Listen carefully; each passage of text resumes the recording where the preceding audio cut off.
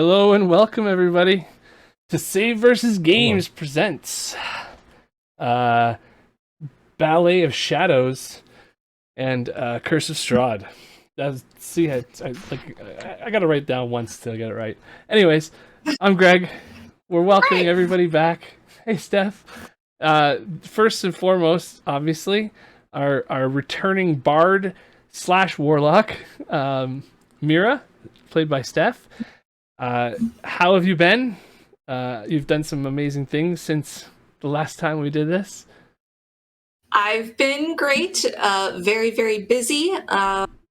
Sang at Carnegie Hall. That's like a huge bucket list item. So that was amazing. 6 months of rehearsal for 20 minutes on stage, but totally worth it. Also going to be in another D&D stream on our brother channel, D&D Play 20. Nice. Yeah, I'm very jealous about the Carnegie Hall thing. Super jealous. It was pretty cool. The hall itself is smaller than I was expecting, but the acoustics are fantastic. So it's only right that our bard got to do that, though. So I guess moving on from there, we've got some new players and some returning faces that you might know. And I think we'll sort of introduce everybody as we sort of get to your characters and stuff, if that's okay. I know that Mike wants some revenge for the PvP tournament, and I think Guardian might want some too. So it's going to be a interesting campaign, that's for sure. So we start off things right where we left off, right the minute we left off. Myra had just finished dinner with Strahd, a dinner that was filled with some tense moments of a bunch of women hating on Strahd for the way that he treats women. Consent, my man. Consent is important. He's very lacking on the protocols of modern age, and he does not understand the word consent as well as he should probably. He has plenty of vampire brides, plenty of well, anyways, one of the people that he has in the castle that Myra found out about was her mother. Another one is Erigel, the Vistani merchant / trader / planeswalker, you could say, because the Vistani are able to move in and out of the Barovian lands, a gift given to them by Strahd. And Myra happens to be one of these Vistani, partially. Her heritage somehow leads back to there. She's not sure about any of this, actually. She has a very strange upbringing where a man named Orwin raised her from a young age. She lived mostly on the streets, and he owned a shop. And she sort of lived the rogue's life, the street urchin's life, in a way, and learned the hard way what life's all about. Got street smart. And in all those years, she never really figured out exactly why things were the way they were. Following threads that led her to Barovia and led Orwin as well to Barovia, following these threads of these green gems. And the path of these green gems that seems to be fated to lead them to something. And so handing over one of these green gems to Midnight before she left that night, Myra, after the dinner, knowing that she couldn't do much about Irina's plight currently, gave her some final advice, said, "You know what I would do? Marry him and wait till his guard's down." I think you gave her a knife as well to do the deed with. I sure did. Yeah, I sure did.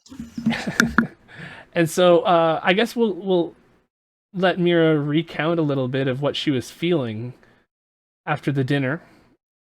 And yeah. So what I can remember from 6 months ago, was it? Yeah, it was 7 a months while. ago, somewhere around there, a while ago. She's Strahd has to die. Like, that's just number one in her mind. Strahd needs to die. Then she finds out that there's apparently a person that she used to know that she no longer knows. And that seemed to be very concerning to Midnight and Crim and Milena? Right. Yes, okay. Names. Names. Yeah, and she was just in the study with them, resting, trying to figure out, how she could talk to Irina to kind of kickstart that advice that she gave all that time ago rather harshly. Myra's one for tough love. And when she just felt this pull that she had to go away, and knowing that would leave the party in a bit of a lurch, she said something that weirdly affected her in a very negative way as she fell into a portal, which was, "I'm sorry." And that is the last we know. And with those words, you passed through this portal, through the floor, I believe, as you crossed your arms and began to fall backwards. And your body passed through the floor, straight through the floor, as Midnight and the gang watched on in horror. You just disappeared through the floor into shadows. And the next feeling that you have is an overcome with dread feeling. The blackness is closing in. It's hard to get out of bed. What's the point? And that just amplifies and amplifies with the feeling of falling. And as you fall into the blackness farther than the castle could permit you to fall, through floors that you have passed up in hundreds of feet, it feels. Next thing you know, you're being buffeted by winds, and it's colder. You're outside. Some of the wind seems to bounce off of your face, and it's strange the way it feels. It wicks off of you. You sort of catch yourself. You try to turn and try to get a view of what you're doing, and the next thing you know, you catch before you hit the ground. You feel like the air fill underneath your arms, and suddenly there's no other way to put it. You're flying. You have wings. You are Actual, like, feather wings? Feather wings. You look out and you don't have arms anymore. You almost lose yourself, but it's fairly easy to feel the feeling of the wind underneath your arms and catch yourself, at least, to slow down the descent to the ground as you head towards this river.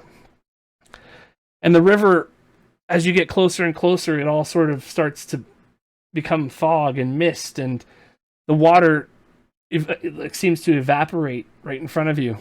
And as you're landing, you feel your legs again, normal legs touching the ground. You are definitely a human again.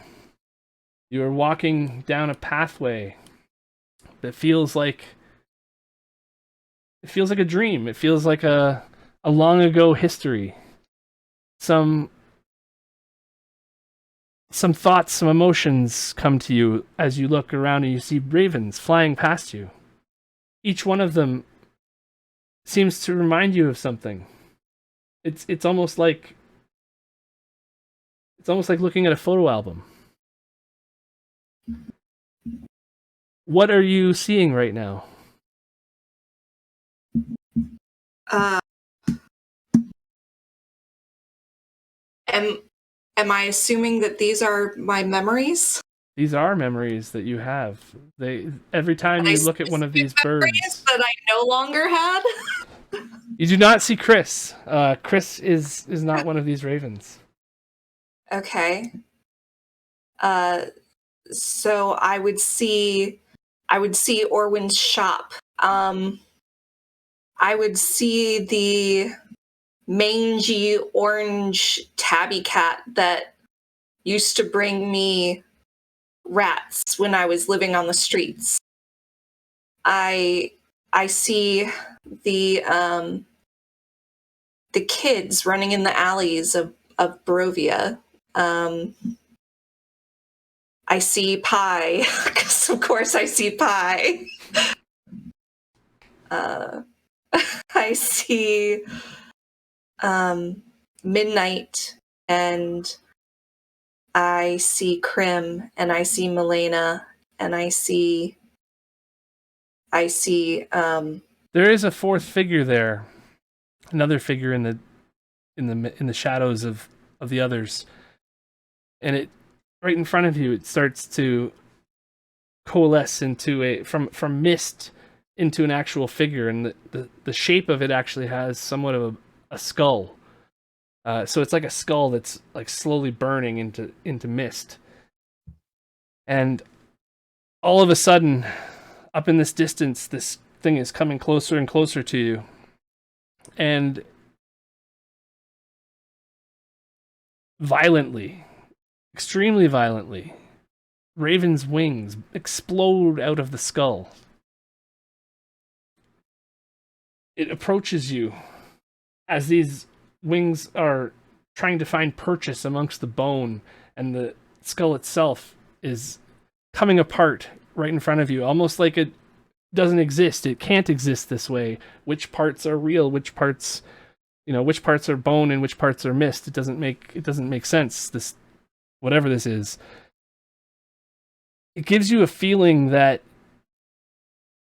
there's no point to anything. And as it comes really close to you, it comes up 10 feet away from you now, and it's violently assaulting your senses. Your mind feels like it's being trapped inside of a cage almost. And then the image morphs into that of a raven's head, with feathers, almost like a masquerade mask, with feathers coming out. The raven winks at you and blinks its eyes. I'll wink back. It doesn't blink the third eye. It only blinks the other two. And you see cards start to flow around it. Like the the seer cards you have. The tarot deck and Taroka deck, yeah. Yeah. The images of like the monk and the hunter, they pass by you. What is it again? The beast and the artifact. They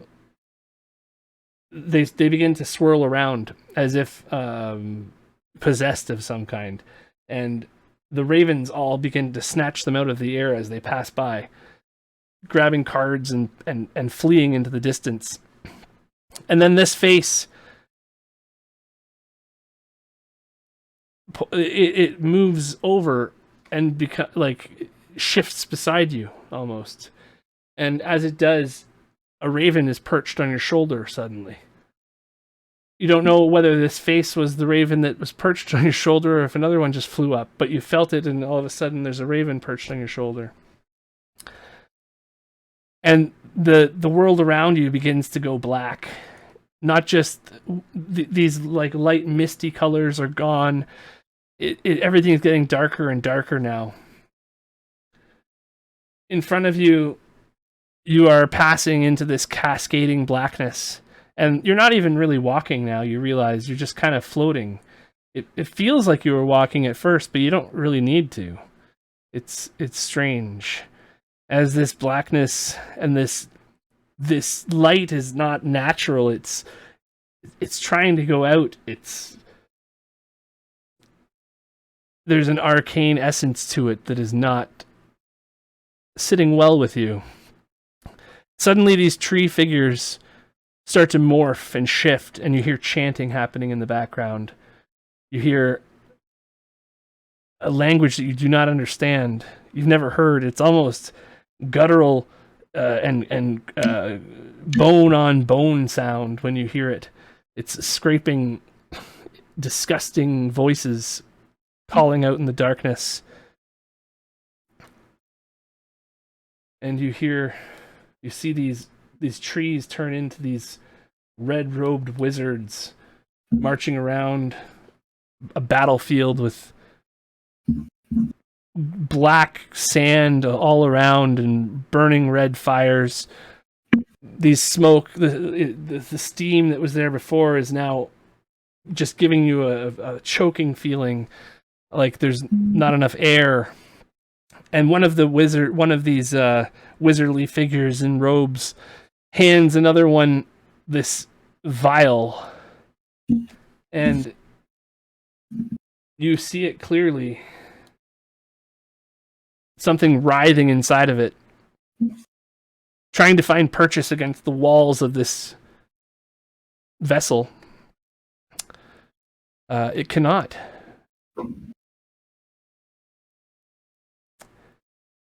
Everything goes black. And Myra, that is the last thing you remember about this travel. The next thing that you experience is another feeling of falling, but this one is very brief. And face first, 10 feet down to the ground. And we will pick up with you again in a minute. Okay.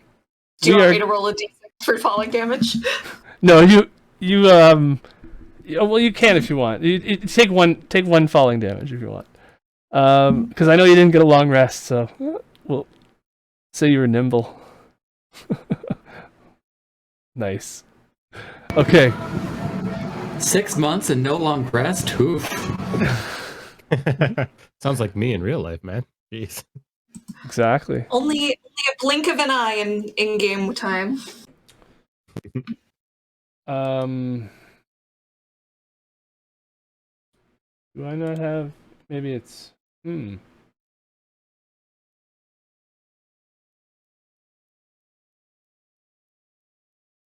Oh, maybe it's. I got it.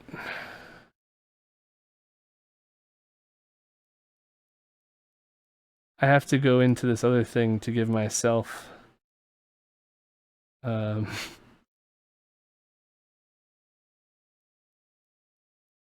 User management. I have to give myself a vision. For some reason, I did not do that. On your stream token? Yeah. That is the one. Okay. Going back in.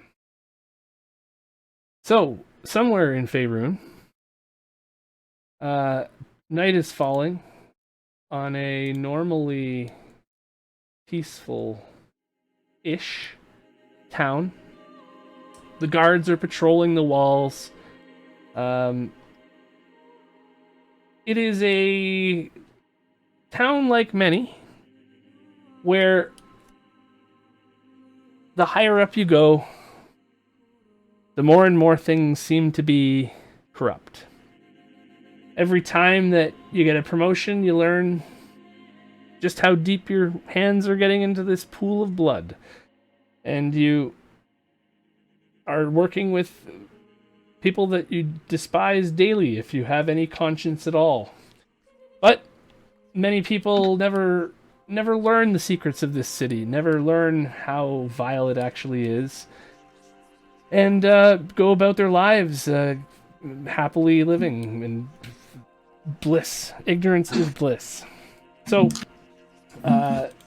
we come to a group of people who, I guess you could say, couldn't stand it anymore, and had to do something about it. One of them is a guard in the town. I guess that would be. I don't want to say the name wrong, but I was going to say Marsalis, but that's probably not it. Marseille. Marseille. Yeah. I knew it had a pronunciation key with it, and it was too much for me. So Marseille is a town guard. Take a step forward, Marseille, from the shadows there. There you go. So you are basically talking with your friends. You can hold control and spin your token with the mouse wheel if you want to turn around like that. Gotcha. So you're talking with your friends. Well, the situation basically is that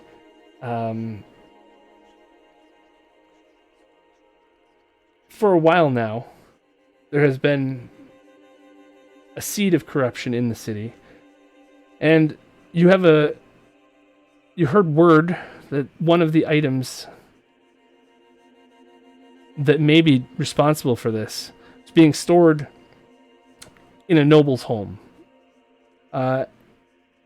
It was obviously right from the beginning, you were being set up. Everybody in the town knew somebody was out to get the nobles. Somebody was up to no good. And none of the guards even know that you're trying to help them. But alas, you are now, just after leaving the scene of the crime, you're still in the shadows here, but everybody's on the lookout for somebody who's just robbed a noble's home of a valuable artifact. While you were there, I will say Marin? Moreau. Right. Moreau. So Marseille and Moreau. Gotcha. So while you were there, They're Moreau... French names, that's why they're annoying. Right. Moreau is the one with his dukes up here. His specialty, and I'll let him tell you about it, has to do with blood. And when he saw this artifact, he obviously could not stop himself from dealing with it. So I will let you guys describe what your characters look like and a little bit about you. I will say, though, that the artifact that you stole from the noble's home and the one that you are currently carrying with you is this guy right here. Can't see vial. It is a vial of blood, and it is undulating and moving like an ocean inside of this trapped vessel. And so, go back to this castle again. You guys are, or Moreau, your husband is here with you, and he is caught up in things a little bit. Always wants to do good. Doesn't know exactly how far he's getting himself into trouble and stuff. And he sort of like he was in on letting you know about what's going on about this thing. He got the information that the noble's house was being targeted, or was able to be targeted, I should say, that the item was there. So, yeah, Moreau, let's give us a description of your half-orc brawler. He is tall for a human, but like average for a half-orc, with like the pale green skin, standing at like 6'4" somewhere, very bulky build. It's got like these kind of tight leathers on that still allow like a lot of freedom of movement, and these hand wraps, which, depending on if we ran into any issues while coming in to get the vial. They might be covered in blood. They might be not covered in blood. And a light blue scarf. It's been Other a than that, clean and, escape so far. Clean escape. Then So yeah, far. he's not covered in blood for the day so far, at least. He's got one scar across his mouth and a like perpetual kind of like black eye at the corner of his eye that never really heals. Not for the fact that it can't heal, just for the fact that he often gets another one. So, and like this kind of long-ish, slightly curly hair that's done into like a tied up bun at the back while they're working. Stays with like salt and peppery, mostly brown, but with some salt and pepper in it. Even though he looks young, he's not had a stress-free life, unfortunately. Right. Definitely not. And it only gets better from here, I imagine. So your husband hands you this book saying, I don't know if I should go any farther than this. Maybe I should go back home and you guys go and get out of the city. And he hands you this book. A familiar book to you, obviously. The one that he uses to brew all of your potions. Notes. Mm-hmm. So it's got a few hundred pages probably of chicken scratch and a few good potions that actually work.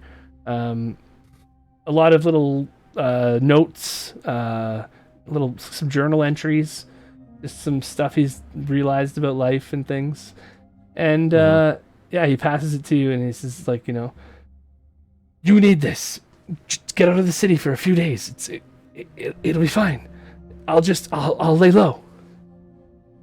You go back to the guild, and we will take whatever this disgusting vial of putrid film is, and deal with it accordingly. I assume smashing it on the ground is a bad idea, and kind of give it like a little shake, and then I stick it in the. I have like a little side belt Batman style that has all the potions to like readily access, and I stuff it in between one of them. Nice. And then you go home, and I will deal with the nitty gritty, and everything will be. I don't know what that is, though. Just be careful. I heard it in my head, I think.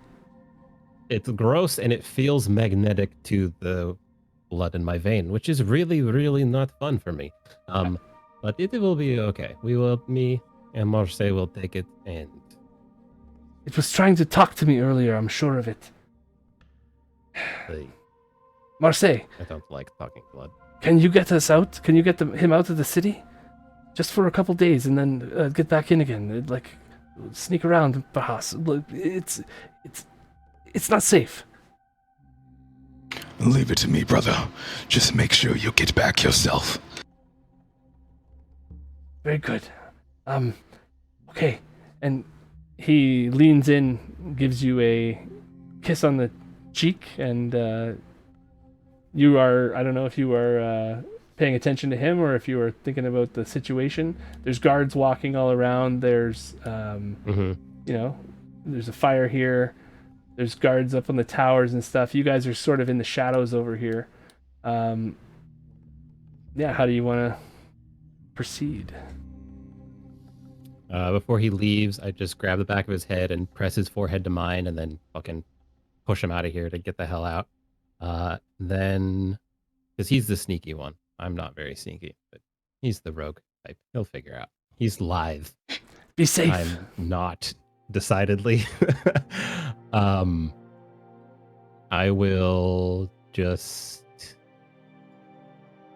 get behind Marseille and let him lead, because I am very not sneaky, and he's the one with the guard uniform. Right. So Marseille, you're right now off duty, but you are one of these guards when you are, in the mood. When there's enough need, occasionally they take people who aren't quite as skilled. Maybe some of the other guards want a weekend off or something. That's your time in. You carry quite a big glaive. It's probably the one thing that got you into the job of a guard anyways, right? But you are still one of these guards, and you have a relationship with some of them, albeit tenuous because of the situation with the city. So you could exploit that if you wanted to. That would probably be the play here. You have manacles. I do.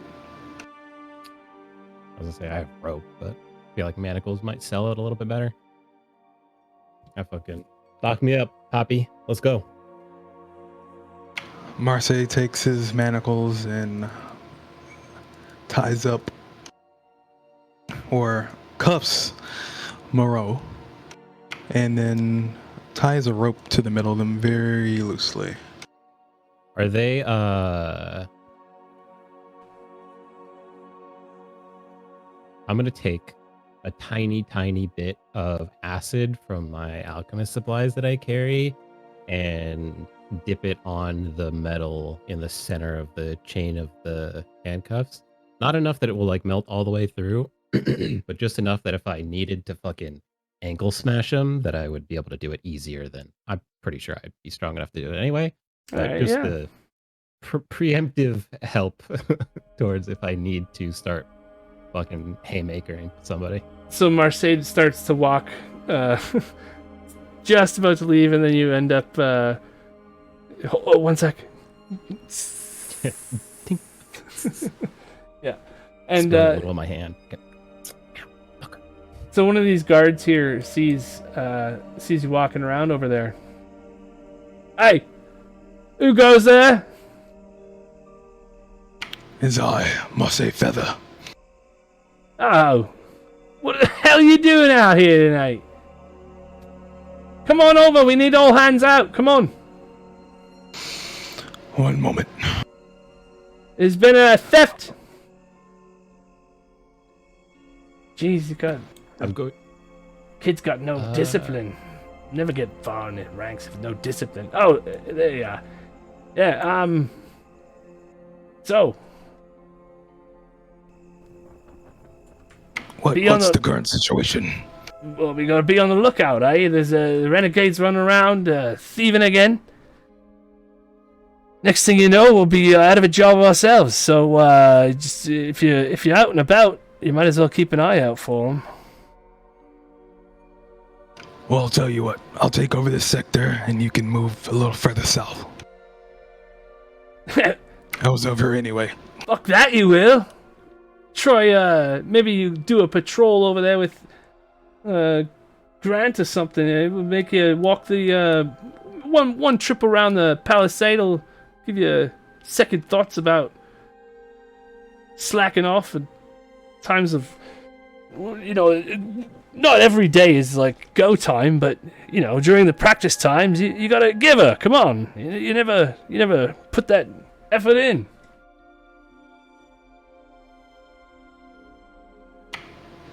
I think I should get back to what I was doing. Yeah, well, good riddance. I have a question really quick.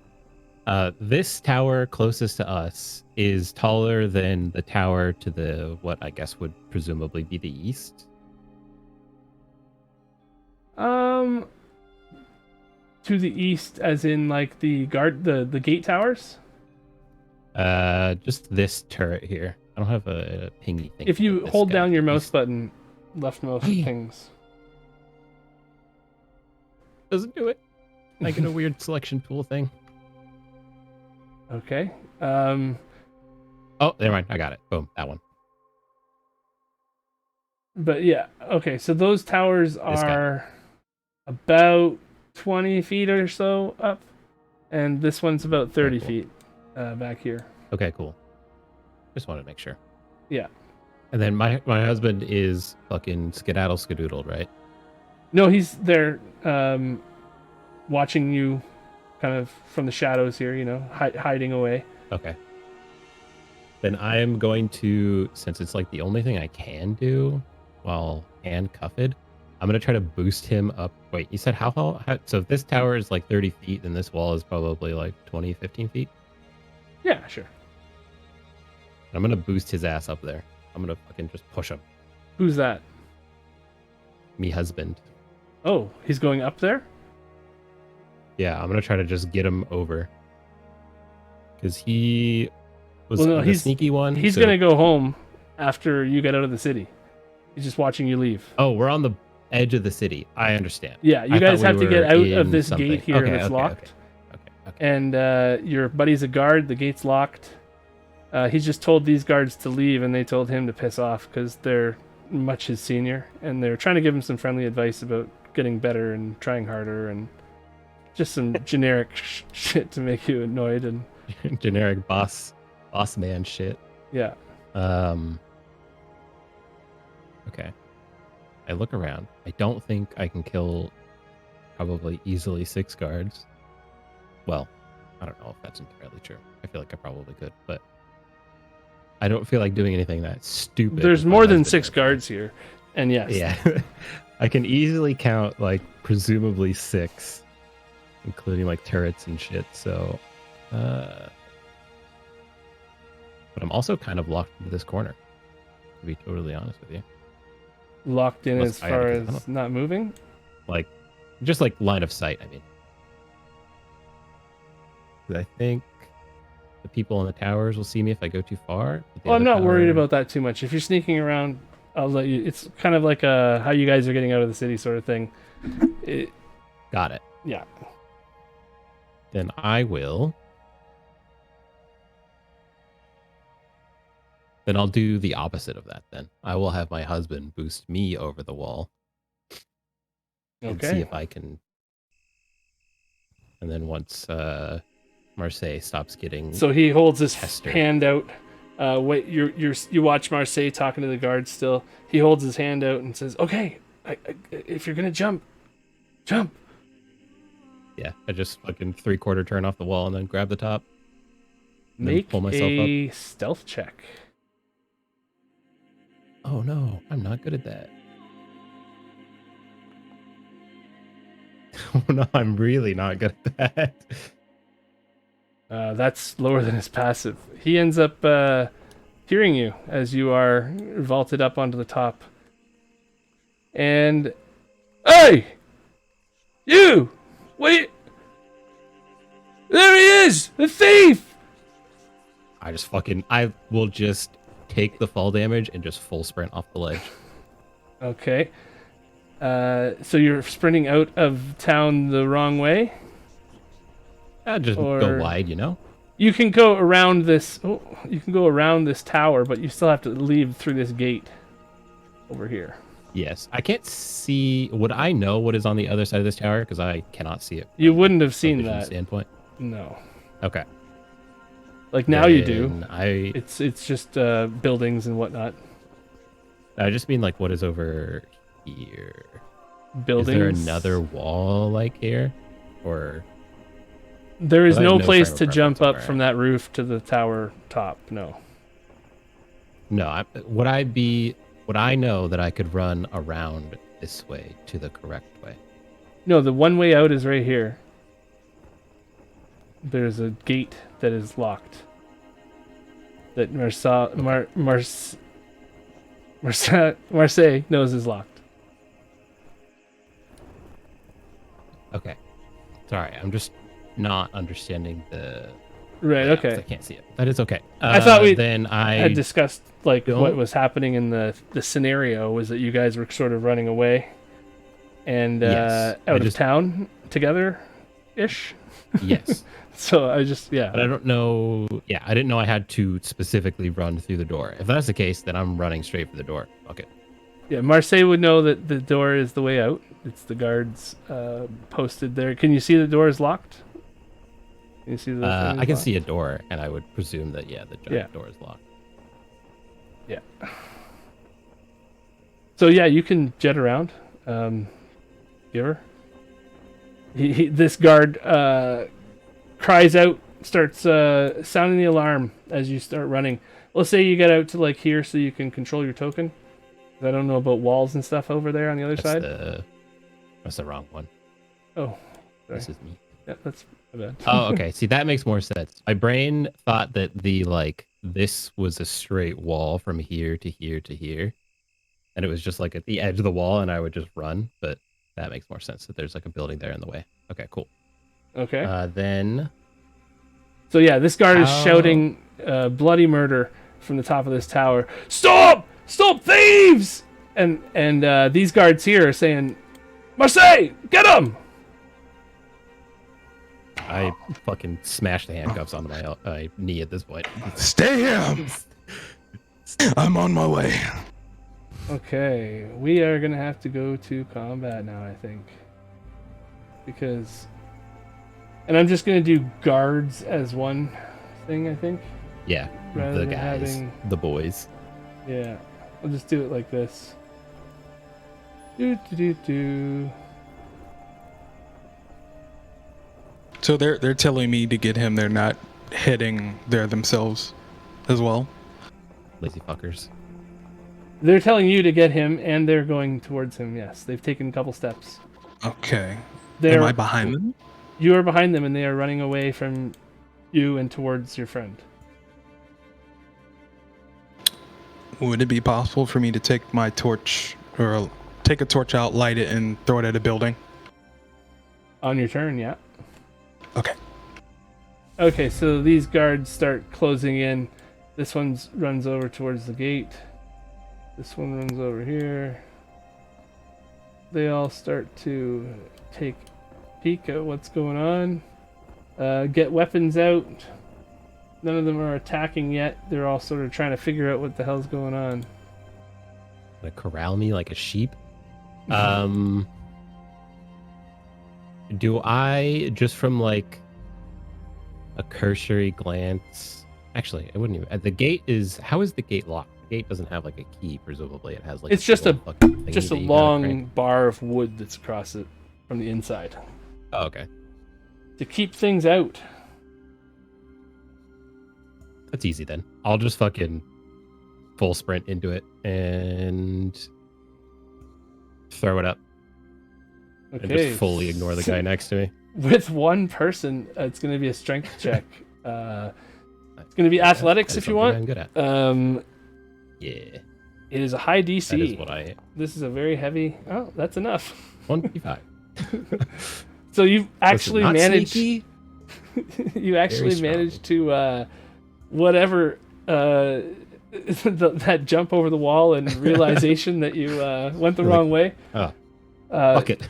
Yeah, that urge of fear or whatever got to you, and the next thing you know, this giant log is going doof, doof, doof on the ground. The door starts to swing open out to the outside. I will use my bonus action to just like push and roll the log into the mud so it's even more stuck, so that I tried to relock the door very quickly, they would not be able to. And then I have 5 more feet of movement, and oops, You stomp the log as a bonus action, hoping it worked. perfect. Yeah. All right. And then I run, This guard like meander through the. starts running out with his sword drawn, running straight at you. Oh, that is your husband. And There he he is. starts to run backwards this way. He's running off of the map this way, but just so you know where he is, sort of thing. Yeah. So this guard here is going to do a perception check, actually.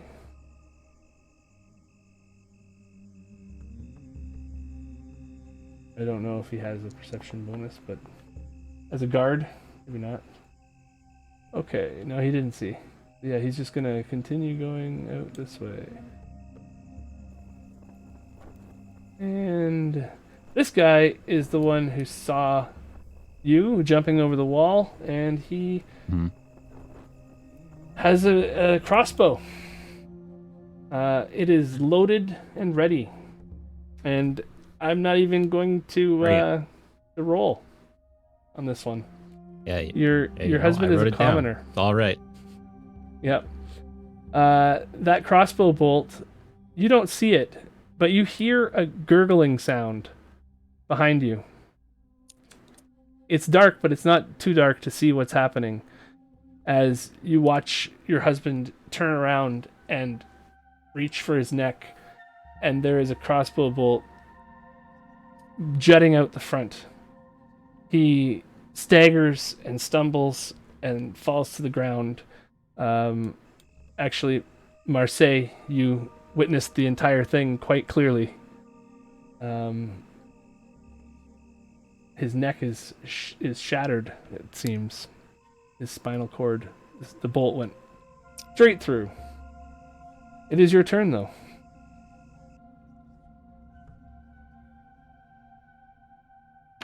Wow.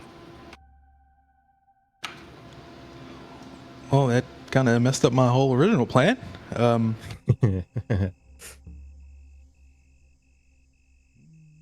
Seeing this, Marseille would definitely run over and check on Cece.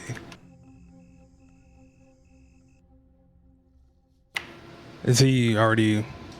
He is beyond salvageable. That was 12 points of damage from this crossbow bolt that is sticking out of his neck. It looks like, I mean, you could try if you remove the bolt.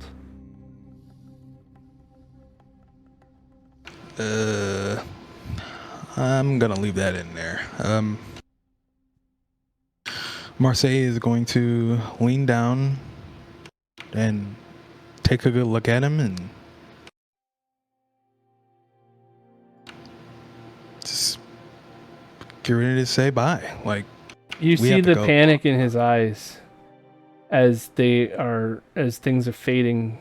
He can't move, but he's trying to, and he is trying to reach out for Moreau. Moreau? Moreau. Nice. I was like, I got it wrong. He's trying to reach out for Moreau, and you can hear him trying to mouth the word Moreau, but nothing's coming out except blood. And that's the last thing you see as the light leaves his face.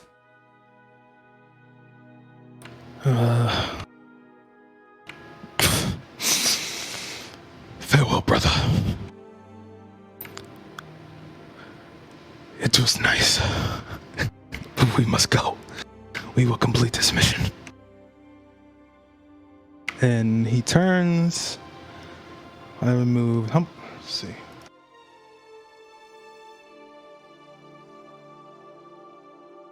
This measurement tool isn't working. 15 feet. Okay.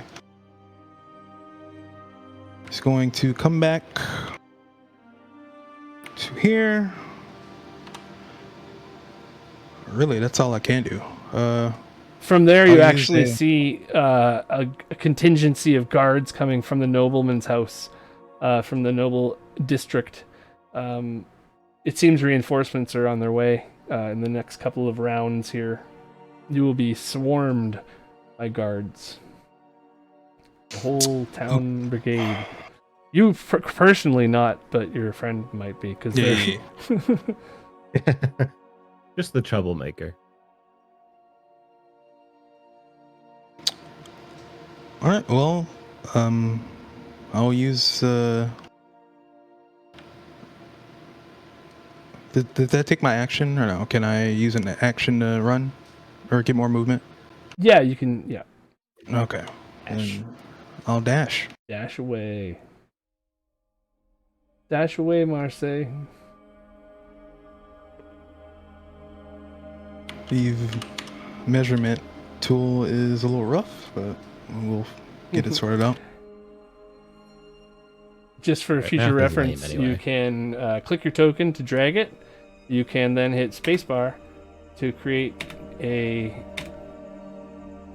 point, and then Gotcha. Tetris beats. so Marseille one is more. jetting out towards with the other guards keeping up in the battle here. The door is open, but everyone's about to converge around Moreau. This one here swings at you with his sword, Let them come. with his spear, stabs at you with the spear. Where are you? Come get it, baby. How did that not? Oh, you have a reaction. Yeah, I have a reaction. I That's a very hit, though. heavily considered it. As the spear goes into your side for 7 points of damage. From behind, as you're lifting the thing and pounding it down into the ground, this guy surprises you with a shank. It is your turn, though. Going to, like, from where he's stabbing, I'm going to pull the spear out and then spin around and then clock him in the head twice. With quite literally the force of 1,000 suns. Okay. Because, although I cannot shoot the crossbowman from here, this poor guard is going to get the force of all of the trauma that it was just received. Yeah, he gets hit by that Presumably one. 22 hits. Yeah. And then This guard is obliterated. he died in one punch. How do you want to do it?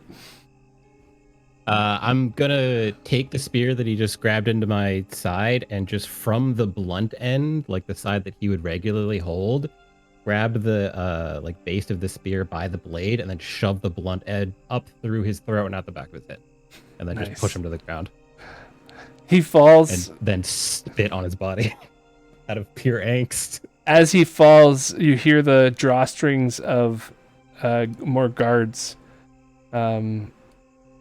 getting crossbows ready, and this one charges in at you to make another spear attack. Oops. Well, whatever. Spear that guy. Oh, 19 to 1. So I just he grab it from the bottom as he goes to throw it. You're fucking next. he actually has to roll on the table now.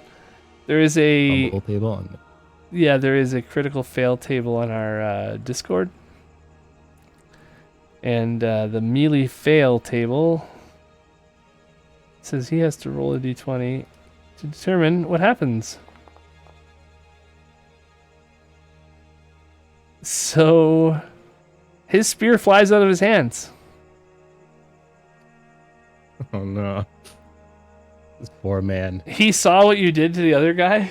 He came to the wrong disco, bro. Nice. Okay. He's not moving. And this guard as well. He will come and try to surround you. He's going to step on his buddy's face. He'll be okay. Whatever. It's more for flavor. Yeah, You guys let him are hit being me. surrounded. It's the Let it come. surrounded feeling. You could probably fight back, but like you know, a lot of these people are good people. These aren't the guys I'm less who... worried about me breaking, and I'm more worried about the vial breaking, and then fucking God knows what happens. So That's true. A few more shots come down.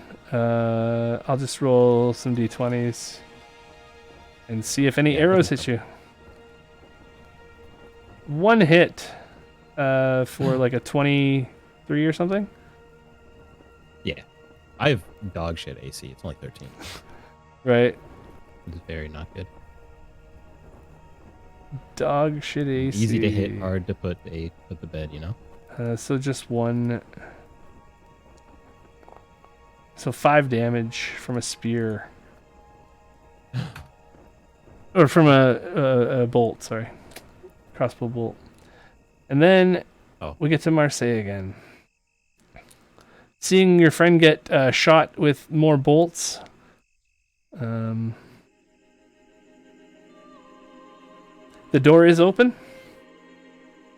The guards that look down upon you are in your way of freedom. All right. Now he's going to continue moving forward. And he's going to scream, "Get him!"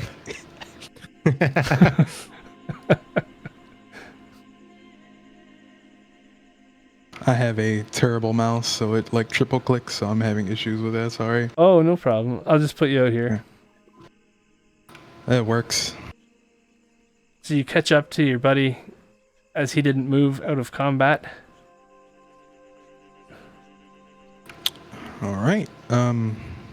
This guard, whichever guard is closest to me, do you want me to select them or? Yeah, you can. Usually, if you have to roll a skill, you have to select somebody to attack. So. All right. I think we're right on top of each other.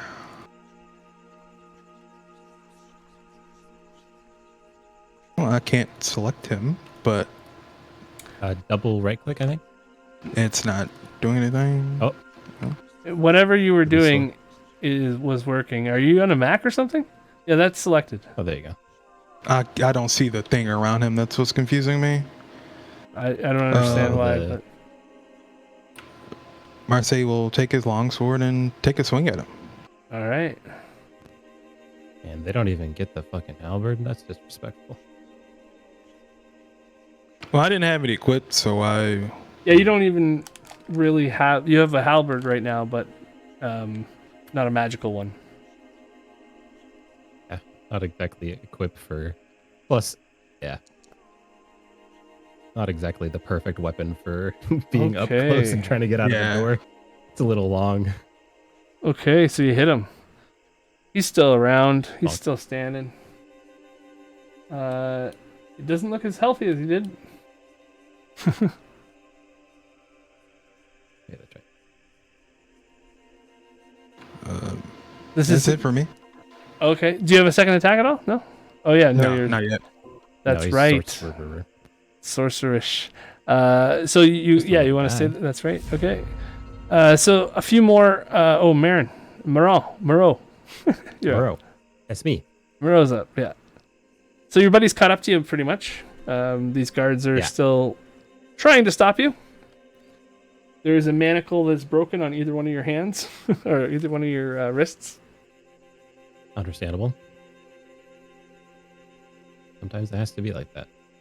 There are more guards rushing in. They should be here soon. And there are some heavily armored ones that cast spells from the church coming as well. The real gamers. All right. I will flip a coin to see if this guy dies or not. Let me see how badly I want to punch him in the head. It's heads. He gets to live. I still punch him, but you roll the heads. You got to punch him in the head. Yeah, exactly.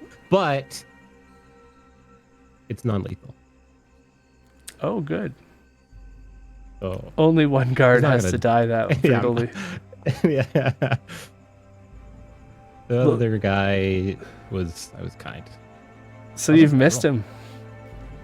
I missed him? That's fine. I just fucking whacked the side of my fist into the side of his armor.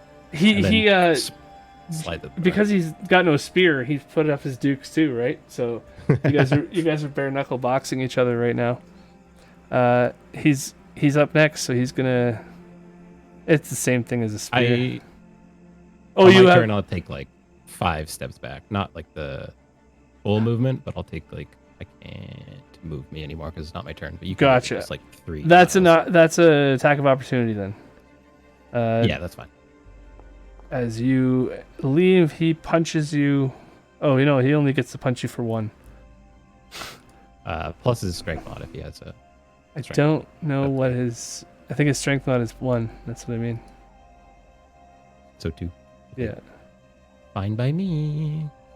Yeah. And I just like lightly start jogging like 10, 15 feet. Not my full movement, but like, right. Is there another gate on this side or is this just a whole thingy up top? It's open on that side. The main gate is here. Then I'll go 15 then. All right. I'll just whistle out and be like, it is time to go. Husband is still dead. Guard. This one, seeing that Marseille tried to attack his buddy there, he's going to try to stab you, Marseille. Bring it on. He brought it on. Shield. shield. +5 to your AC. So as the shield comes up, the spear bounces off of it. You don't really even know how you did that. Pure Out of- instinct, baby. Out of pure instinct, this spear came in, and all of a sudden, a shield pops up.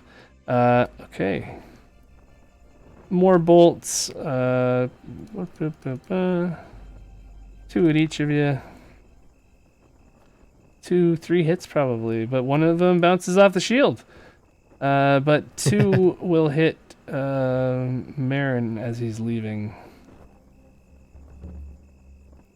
That's okay. I could. Maybe D6 + 1. So 9 more damage as you are leaving the gates there.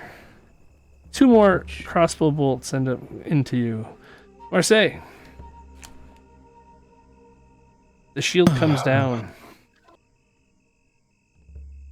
Am I being blocked now, or can I just push through and keep it moving? I mean, this one here is attacking you. The other one is looking at Moreau. Okay, well, the one in front of me will be struck. And when he goes down, I will continue moving forward, and there will be an attack of opportunity, which is totally fine. Assuming I hit this guy. And that's a hit. How do you want to do this? Ooh. Seeing what happened to the previous guard, Marseille takes his sword, runs it through the back of his neck, and sticks him down to the ground. And when he pulls up, he just steps over him and keeps it moving. I guess make your attack of opportunity. And the guard tries one more time. Oh! I believe in him. I gotta take that. That one hurt. So this guy, seeing you cut his buddy's head off, he was just... we were gonna play poker! Dragon chess! He owed me $20, asshole. Yeah. So 12 damage as you feel a hot searing pain in your side as you run away from him. So Moreau, you see your buddy running behind you. You see, this is like after this. If you guys don't start sprinting, you're gonna have some arrows coming at you again. Yeah, some more friends. Because initiative is dorky, I know that he is in this turn of initiative, so I just start running because he would be running now, technically. But Right. just full send it, dash it, goodbye. Okay. Double bird the 2 guys on the top if they try to shoot anything at me like assholes. So you guys dash away and into the distance. What happened to my mouse? Don't need it. Did my batteries on my mouse just die? Today is the day. To top off the night, really. Today is your Joker day. It's a laptop. It's got a mouse pad. I don't know about zooming and stuff, but yeah. Okay, so you guys dash away down the forest trails. And this is the map that you end up on. You've been in this area many, many times before. I'm going to end the combat. I did already. Okay. Yeah, it's per map. Yeah, I gotta go back to the other one still. Okay. I will activate this other map. Ends the combat. And then we can go to the other map that you are on.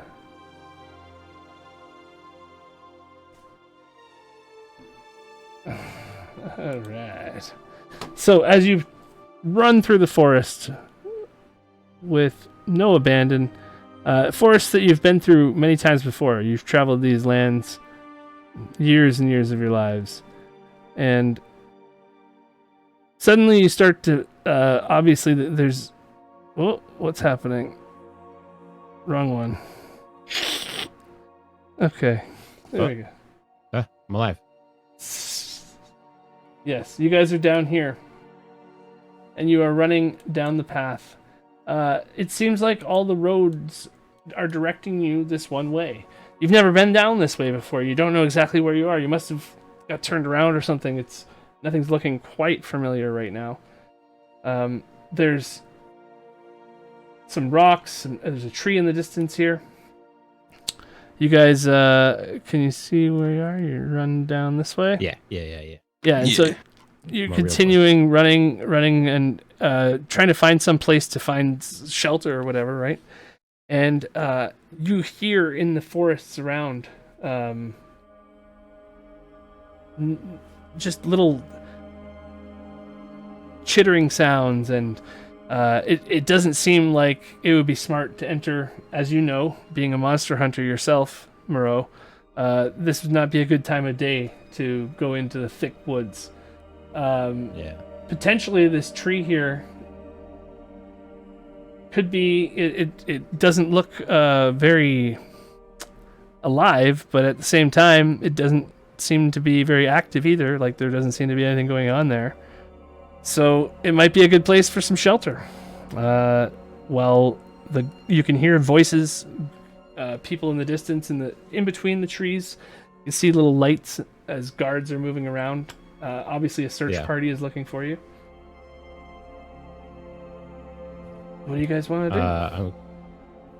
Marseille, you go hide in the tree. I will grab us cover really quick.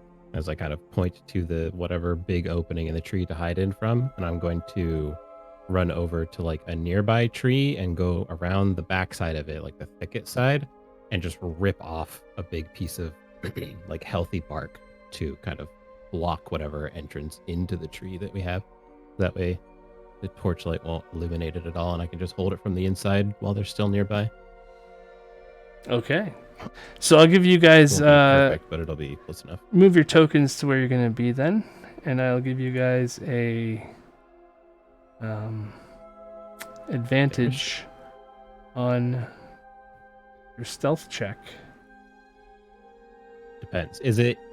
Are we doing it while I'm grabbing the bark off the tree, or once we're in the tree? Once you're in the tree, yeah. Like, I'm assuming you can grab bark. You're a monster hunter. Yeah, I can. You're a blood hunter. You're not gonna get you cut your finger. Splinters. You cut your finger on the splinter. Yeah. I give up. I just turn myself in, go to bed, just let them kill me. I'd rather die than have splinters. It's too much. Freaked out by the drop of blood. You said advantage on the stealth check, right? Yeah. Okay. Just want to make sure. Wow, really good. Nice. Okay. Oh boy. So as you're hiding out in this really good in this tree, you hear the sounds of them all around you. You hear like I'm sure they went this way. They couldn't have gone too far. Spread out. I'll stay here. So it seems like there's somebody kind of in the vicinity, but you can't obviously see from where you are right now. Any movement at all you're afraid to make, because this is dry bark and like it's all very crackly. Any slightest movement you could throw things off. You're sitting in the tree though, in this hollowed out tree, and the events of the last couple of minutes are just starting to play out for you now. Like Marseille, you just watched your friend's husband get shot in the neck with a crossbow bolt. And you guys knew it was, run or die. But at the same time, that instinct of flight or flight, it's over now for a second, and it's sinking in.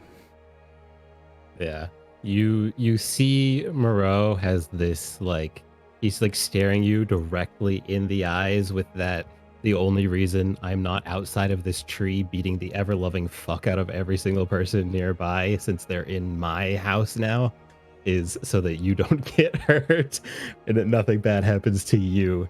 Is just like that slight leg shake in the tree that's just like just minuscule enough to not cause enough damage, but just like a stone cold stare of just very finely trying to keep the death at bay so he doesn't just go kamikaze out swinging.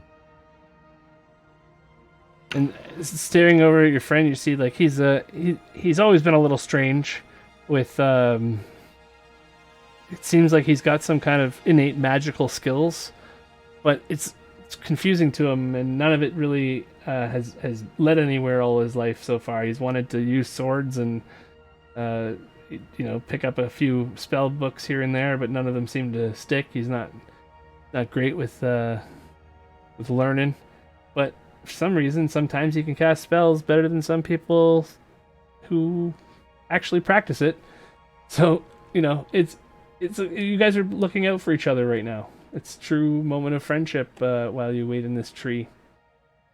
And then all of a sudden you notice that it's there's the fog creeping in from all directions,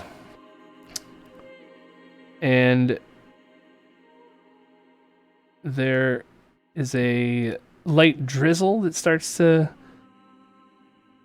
hit the ground, and that pitter patter sound starts to sort of lull you guys into a sense of security, as the next thing you know, lightning begins to strike around the tree.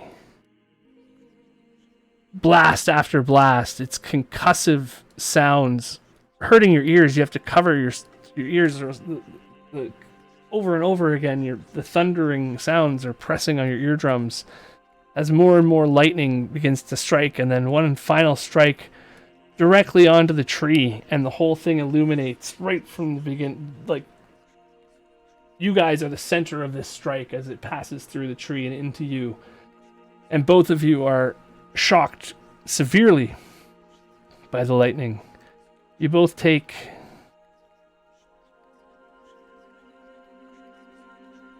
wrong dice. Where's the clear button? The second before the lightning hits, I very quietly lean over and whisper and be like, "You should throw the halberd." Maybe don't bring the giant metal stick inside later. Yeah, and then as we're both going to throw it out, just fucking. You both take 23 lightning damage as the strike passes through. And then you start to hear voices. Oy. Yes!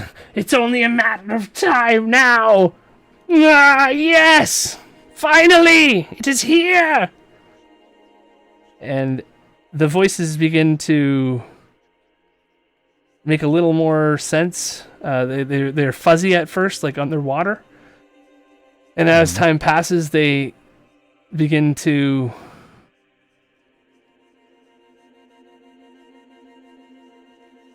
be more clear to hear. And you hear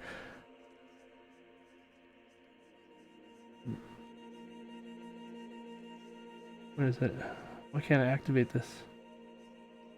Oh. Yeah, okay. Never mind. And you hear and with the name we will control you. And with the name you will obey. What the fuck? And you see out through the tree now, because the limbs of the tree are rotted away slightly. There's holes in this same tree that was hollowed out. There's larger holes where giant spiders have been making web nests. You are currently surrounded by a plethora of creatures. They are undead in nature, and I don't know how much your characters know about undead creatures, but you are the center of their attention right now. As skeletons, wraiths, wights, and all types of necromancers are encircling you. This ritual seems to have worked. As the skeletons come and the ghouls come in, these creatures have large tongues waving around. They almost seem feral, but they're grabbing through the tree at you, trying to pull you out of the tree. Gross.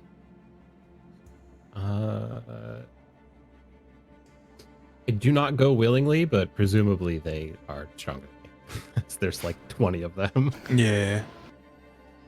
Yeah, do you want to do anything about it?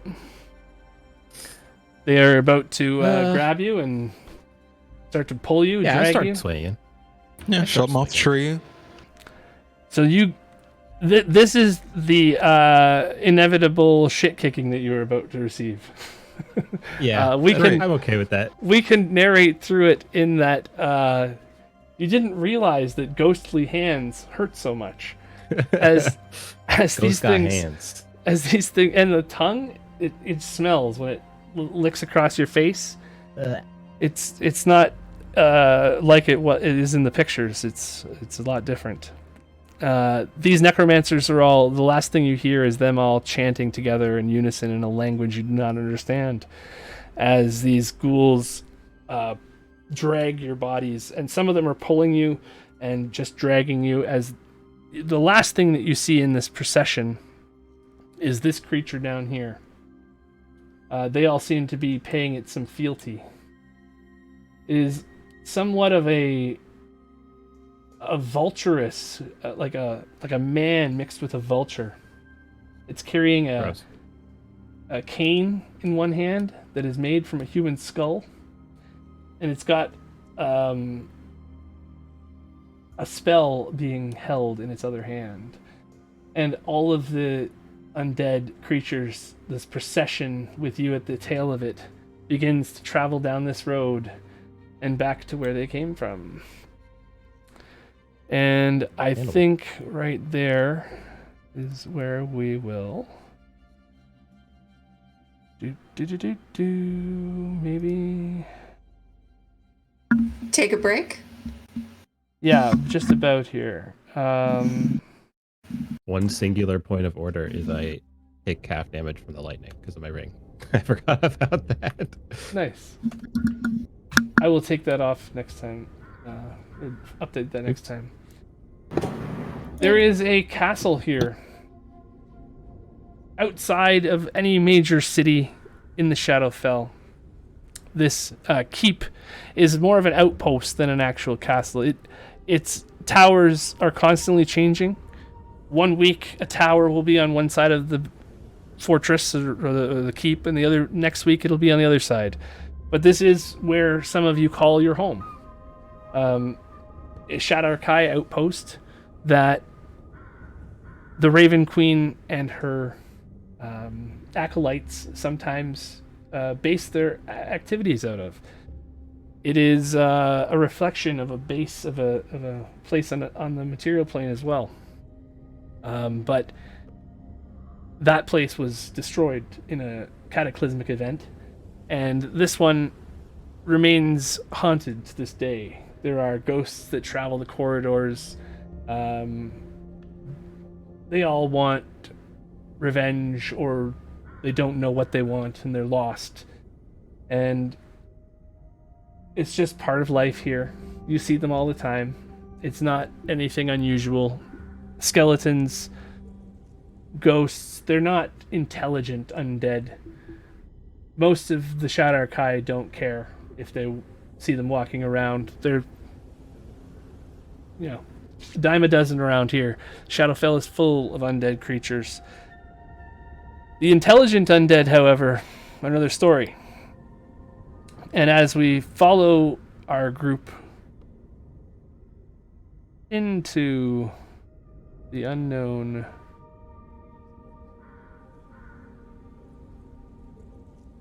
well, I guess that wouldn't be the best map. Be H-E-H, yeah. Here we go. We go into a jail cell of this keep. And inside of this jail cell, it's normally a cell that the Shadar Kai have used to trap slaves, to trap prisoners that they take, that they'll sell in their trades and whatnot. Anything to give the Raven Queen more power and influence in the Shadowfell. Morality is not a large strong suit here. It's kind of whatever needs to be done. But normally, you guys are denizens of this lair. However, recently, a necromantic invasion from a cult of people wearing green rings on their thumbs, if that means anything to anyone, have invaded your keep, and you are now prisoners in your own cells.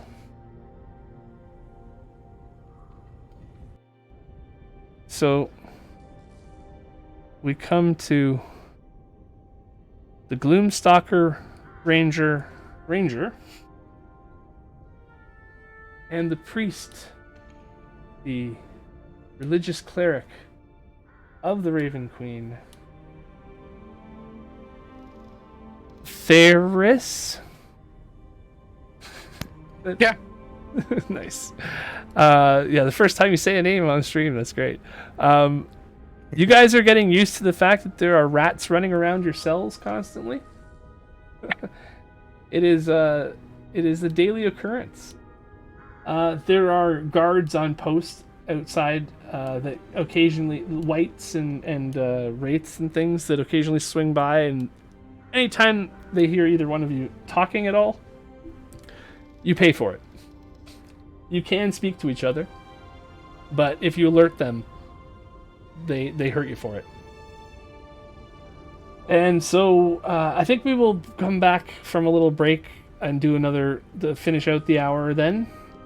And so we'll be like another half an hour after this or something. We'll get these two in, and then we'll bring Myra into this encampment, and then we'll finish for the night kind of thing. That sound good for everybody? No, I have a big problem. Why do I have the small cell? Take it up with management. I specifically ordered the penthouse. Because I'm the more religious one. So Right, they wanna should be punishing you. They should be punishing you. No, they'll reward the more.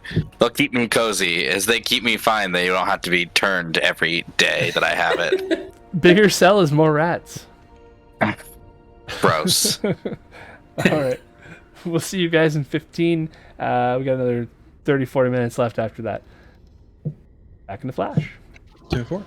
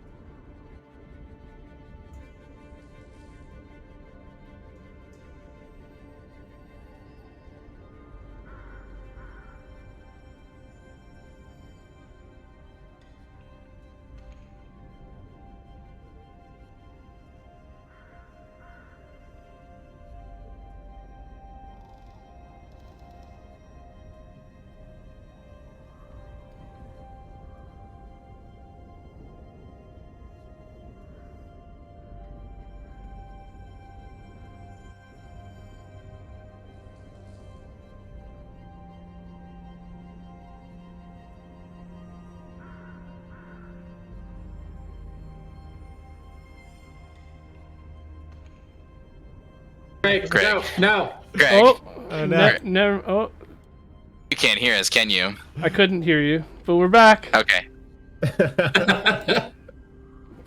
Is that good? I was just gonna say, did you check Yeah. chat? That's all. The Discord chat. Discord just- chat. Discord The chat. voice Discord chat. Voice Discord chat. Oh boy. Very specific. I can't check that while streaming, so Great. do you want to is it important? I don't know.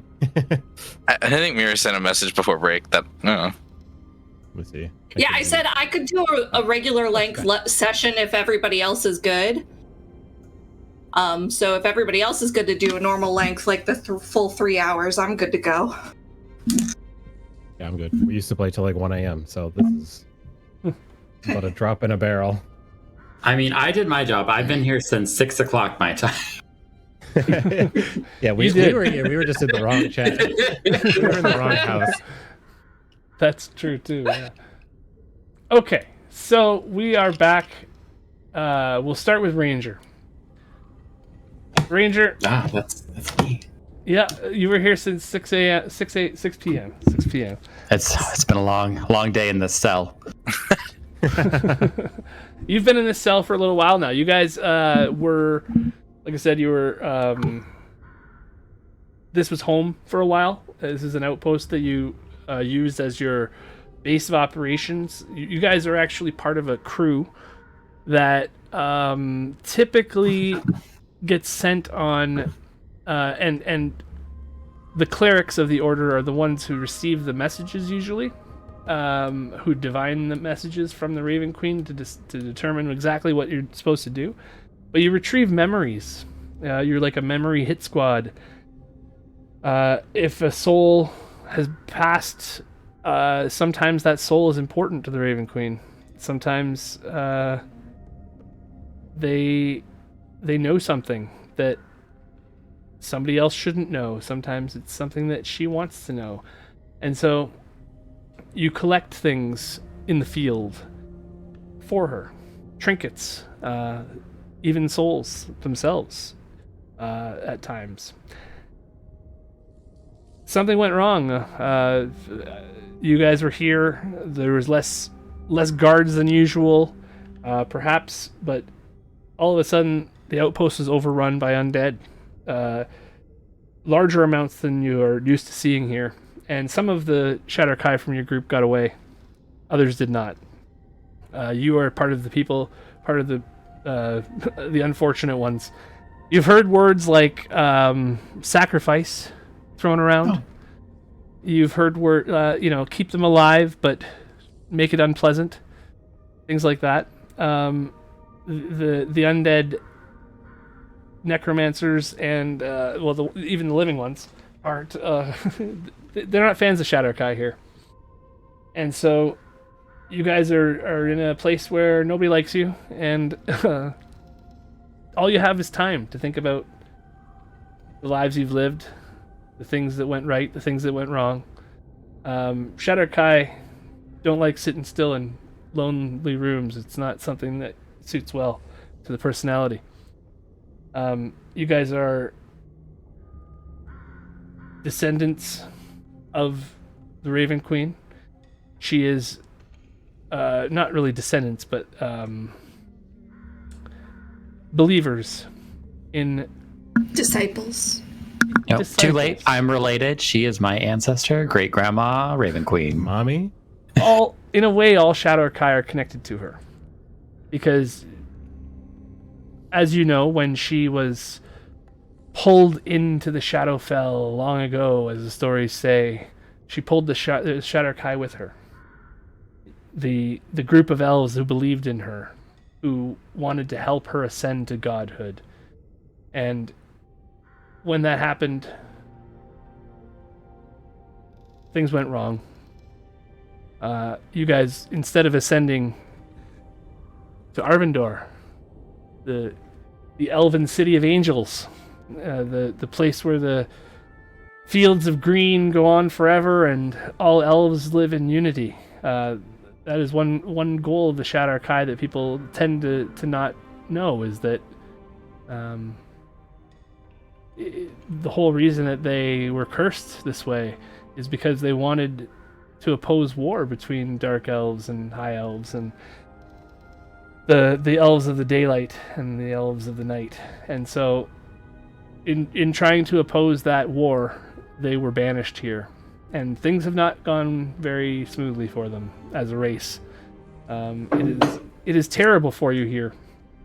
It is all the time, like, being from the plane, it's a little easier to shrug it off, but the despair is definitely something that you guys constantly fight.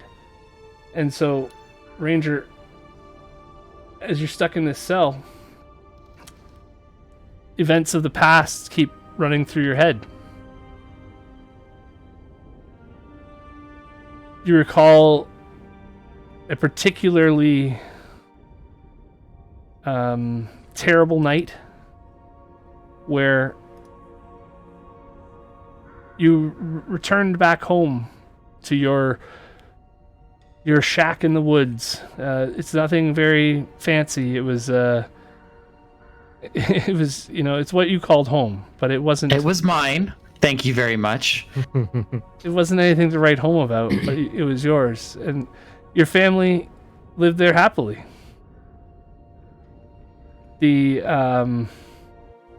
Well, that is until one day. That's always how it goes. Until one day. Until one day. Little Ranger, approaching his house. He's seeing the same home that he walks home to and sees his loving family in every day for years. Even though this is a place of darkness, a place of despair, of utter despair, you all find ways to make the light shine a little bit. Ways to move from the next one thing to the next, distractions, whatever it may be. This is your rock. This is your home. This is the thing that keeps you going, hoping that you can one day get your family out of here together. And just like always, this same dream happens again and again, where one minute you're walking home, everything's fine, your family is waiting for you inside, and the next thing you know,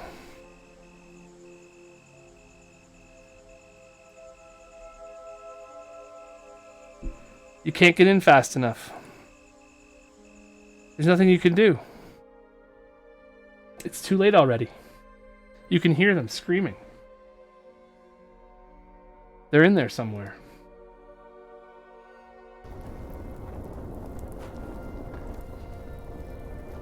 What do you do?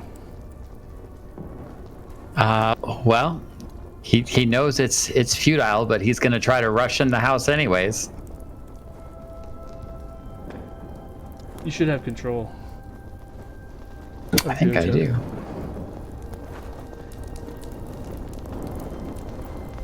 That is a lot of fire. You get up to the front door and everything is burning. You hear a scream from the distance. Honey! Honey! Help! Ah! No! Imogen? Estella? I'm coming!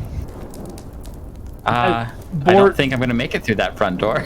Giant beams start falling down in front of you. They give you a chance to dodge through if you want to. And just like always, you get through. Sure.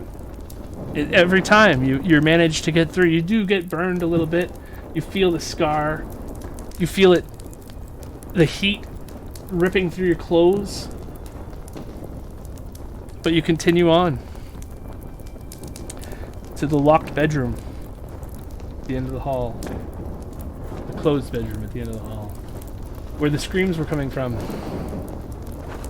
I should have built a smaller house. He's gonna rush to the bedroom door. You throw the bedroom and door call open. out.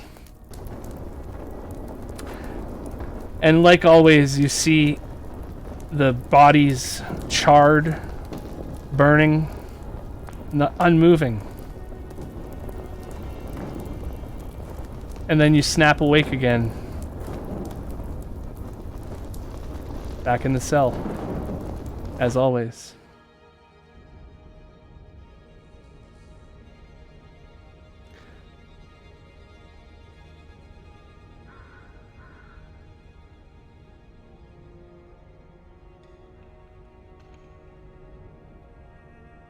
Theris, you hear a whimper from the other cell beside you. The Ranger must be having another bad dream. Are there any... Oh, can I see him? I can't really see him, can I? You can if you go to the bars of the cell, and he does too.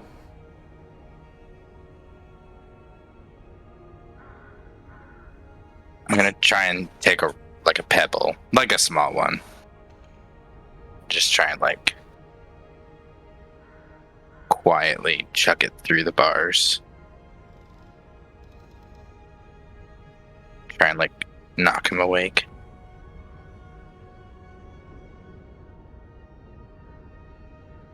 Do you react to the pebble? Yeah, Ranger will see the pebble fall and be like, oh, I had another dream. And then he's gonna cast Speak with Animals on himself. Okay. Yep. And he's gonna motion over to the nearest rat and be like, come here, Estella. Daddy had a bad dream. He needs to talk to you. Come on, Estella. Come on. Make an animal handling check.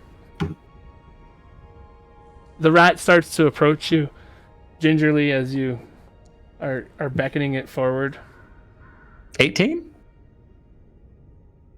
It doesn't bite you as it scampers off. Oh. Must be in one of your moods again. It's not gonna help. Oh, that's right. Imogen hasn't been telling her to do her chores. And he's just kind of shaking back and forth on the floor. Are you conscious? Can you hear me? Oh, yes. Hello there, neighbor. It's been a while.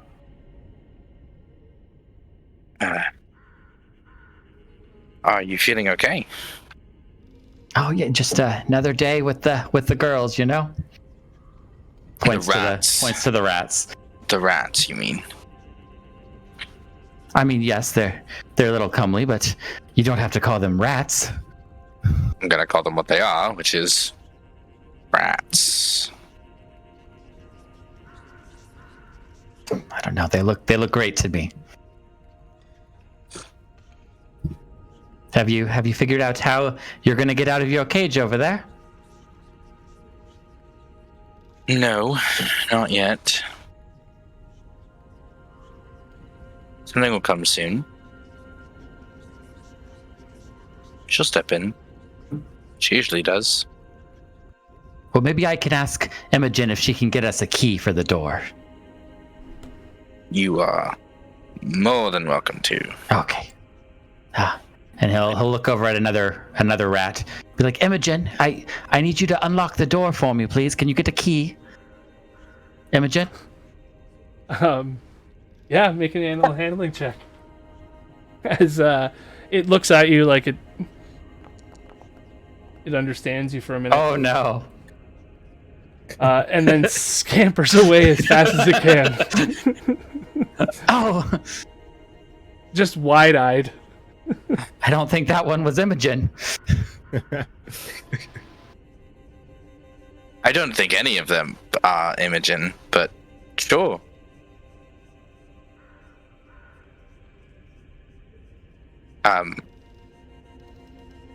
DM question. Yeah. We both have a teleport ability. Right. That doesn't let us be locked up in these cells. Well, Is there it are working? I mean, you've tried it before. There are wraiths and undead all around this area. If you do it again, you're not sure you're going to be just considered a sacrifice. It's up to you. That was my other question. Is that my actual health? You can get out, but it is grim right now. You're not being fed very well. You're not being kept very well. They have really no concern for your well-being at all, except for the fact that you have to be alive when this ritual happens.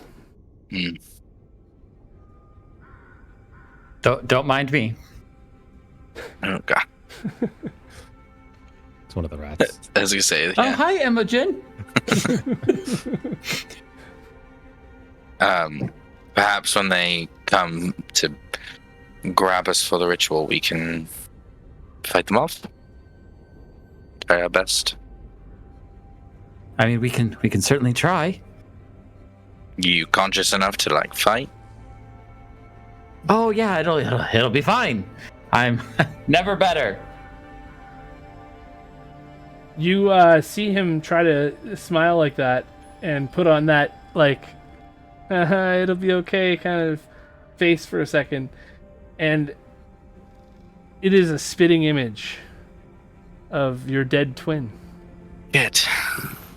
You see the same pain in the eyes, the same smirk to the side of the mouth.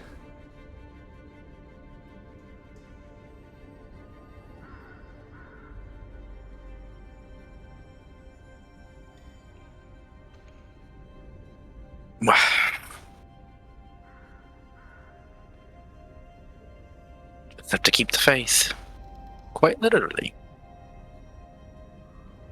And in that moment, you start to hear chains and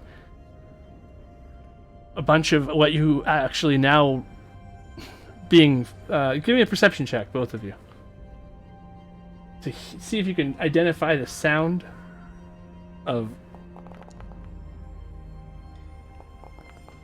Ranger, you are looking at the rats. Oh no, never he mind. has a 23. You got to. Oh, that's right. 23. That's right. The 23. Okay, so you both kind of pick up because something's happening, and like activity, something's different, and you both kind of come out of that trance of despair that you feel you have to fight every day, trying not to disappear altogether.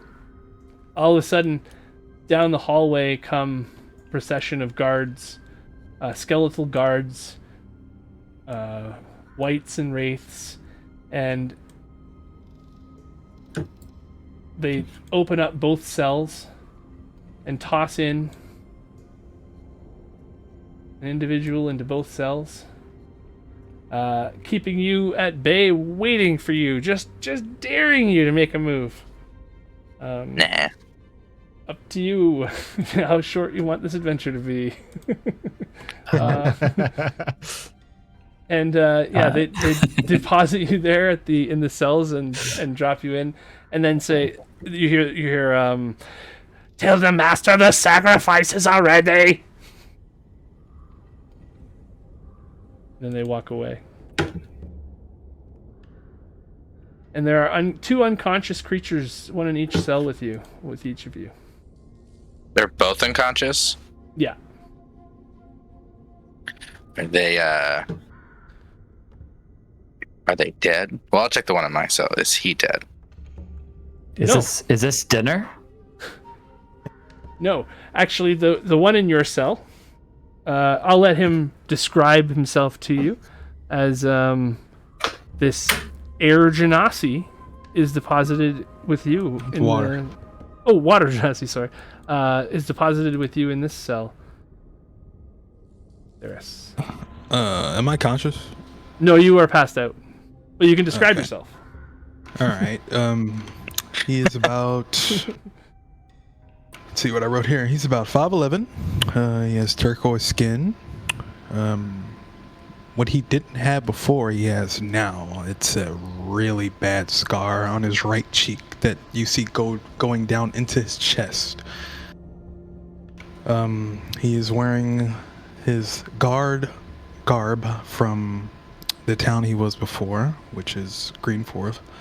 And he has a little insignia on the side of like the leather jacket on the outside. Below that chainmail is a symbol with 3 chain links. The 2 outer links are broken, and in between each link is a red flame. Nice. And his hair is braided up, and it is aquamarine. Got a very nice looking glaive with him too. They're bringing their weapons with Yeah, them. they didn't take those? They're all the gear is deposited outside the cells here. It's all kind of thrown into a pile here, and so you saw them strip everybody of all their stuff and throw it into the pile over here. It's just, they're not intelligent. These creatures, most of them that are bringing you to these cages, they're just imposing, and they have taken your stuff, but they haven't gone to great lengths to keep it from you. Can't take my weapons, baby. They'll regret that. Takes a lot more effort to take my weapons away from me. You're gonna need a big knife. I'm gonna call over to a ranger.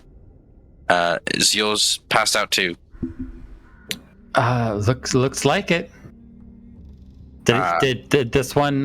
Did he land on a rat? Am I gonna have to relive my family trauma?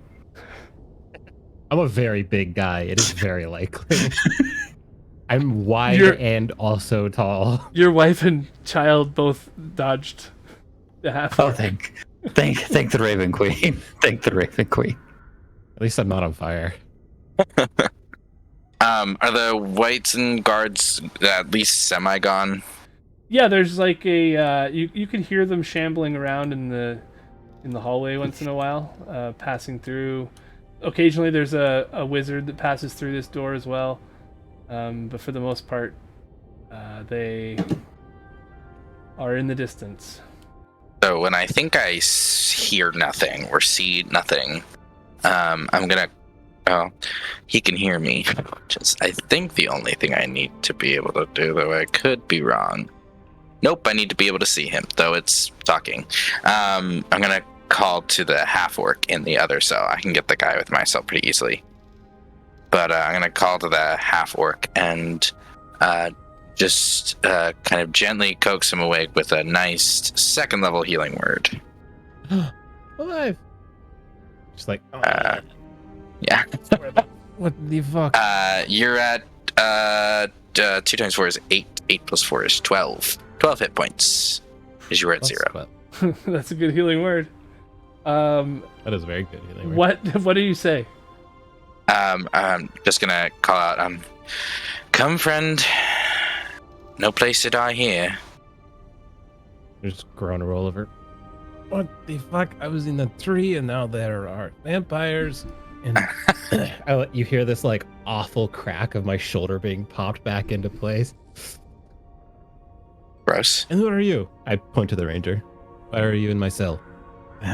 Why are you in my cell? I was here I first. was here first. I don't think that's true. Ignore the roll. My whole family lives here, okay? So it's my cell. Like quietly glance around. It is your cell then. Not wanting to fuck with the crazy person. You win. I'm gonna reach down to the water genasi at my feet and cast a Cure Wounds, which is also 12 hit points because it's a first level spell. And because you're also at 0. Boom. Oop. Uh-oh. I have that When I spell said it too. wouldn't- It's just not as cool. Remember when I said I wouldn't be killed by snakes? Because I'm not gonna be. When he comes to, he is just screaming and grabbing his side where he was hit by lightning. Can I put my hand over his mouth first? Trying to shush him up. Keep them Okay. quiet. They'll come back. Keep them quiet. I'm just shh. I can't do much more than that without them hearing. Just breathe through the pain. It's gonna be fine. Okay. Alrighty. Did the lightning get you good? You should have had the ring. And I go to like tap it on the cell, but it's already been removed from my finger. Yeah. This hurts so bad. Who are you and where are we? I'm Tharis. Pleased to make your acquaintance in the dungeons. Did you save me? That is not the word I would use. But I healed you. Well, thank you for that, but it'd be better if you could knock me back out. Oh, don't worry. You get used to the pain. What doesn't kill you makes you stronger. Let's not probably say that thing to him right now. Well, this will definitely build a little character. Okay, do you need like a little more? Do you want I'll manage, I guess. Okay. Good, because I really wasn't trying to offer it. I was just being polite. I'm glad I got this one. Thank you, kindly. I'm trying to get back in the game. Where did you come from? They don't usually. We haven't had people in these cells for a long time, other than us. We are from Greenforth on the material plane, which I do not think is where we are anymore. It does not smell like it. No, you're not on the material plane. This is that feeling you're getting in the back of your head, and the back of your heart, and the sinking feeling. Welcome to home. Yeah, you guys aren't native to this area, and you've never been here before. So, there is an all-encompassing darkness that is constantly approaching you. Your heart is under this veil of blackness. It feels almost like the pain that you were feeling, the mental pain at least, is almost dulled because everything is just, there's no point. What's the point of it? You remember right now, as you're standing in the cell talking about the plane and everything, that your husband was just killed. Just had a crossbow in the back of the neck, and yet, you know, it seems like just continue on. What? How could you just like shrug that off? You kind of shake yourself a minute, like, you know, do you care?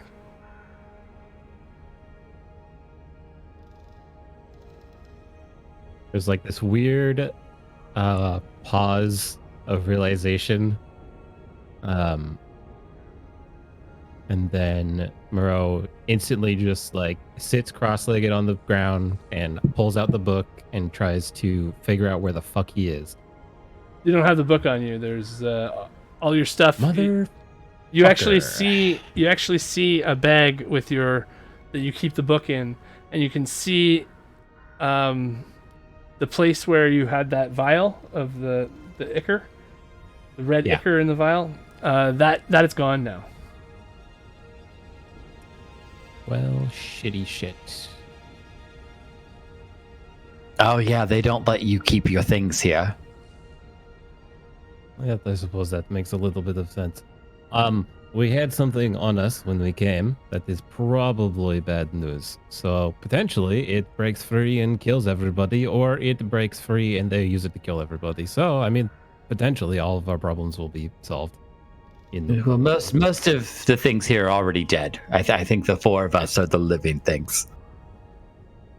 Can you fight? Yeah, I can fight, yes. I look down at the water. Kind of down an arm at the moment. You will be okay.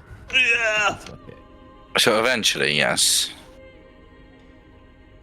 Eventually, I can't seem to stop this twitch.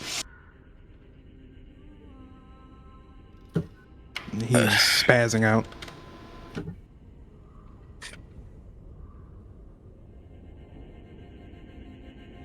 So we wait a day and then break through, presumably. I kind of like look you up and down and recognize a caster. You have a way to get out of the cells. And then, I mean, I have a way now, but I don't have a way to get you out. Do we know who has a key? I'm not going near the people that have the key. That would be suicide. From peeking out behind the bars, can I see my alchemist kit in there anywhere? You Or at least the backpack that I keep it in? can see the backpack, yeah. Okay. Potentially, there is some acid in my alchemist kit in the backpack. That is a key of sorts. This is true. We can also just wait till they unlock the door and then fight them. Suppose whichever happens first, right? If I just kind of like touch the bars, do they feel like they are anything that would not be soluble by like a very kind of standard acid? No, it's actually this is all very standard construction, material plane type construction even. But it all looks like it's more temporary. The bricks aren't quite straight. Everything seems to shift around. Nothing's level. It's eerie, but everything's normal in a way. Yeah.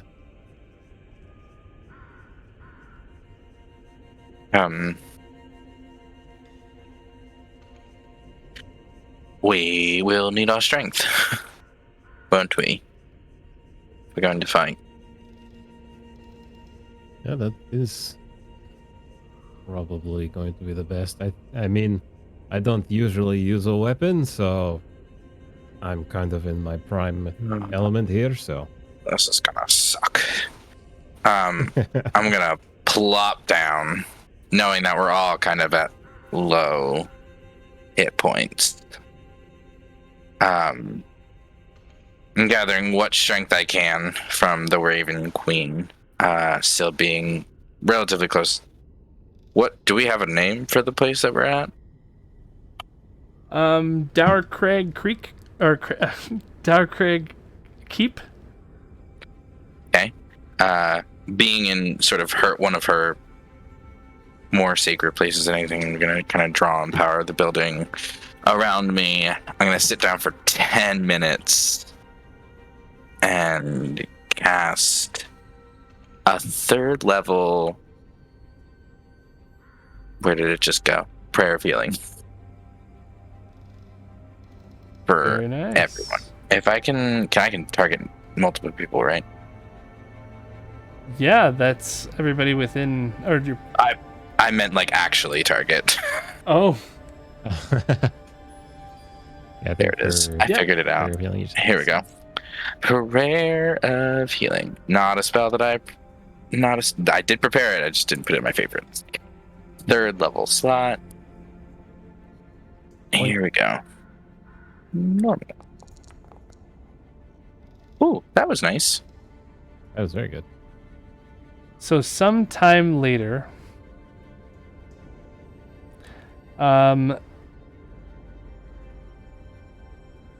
you guys have hours and hours that pass like this, wondering what's going to happen next. You're feeling a little more hardy now.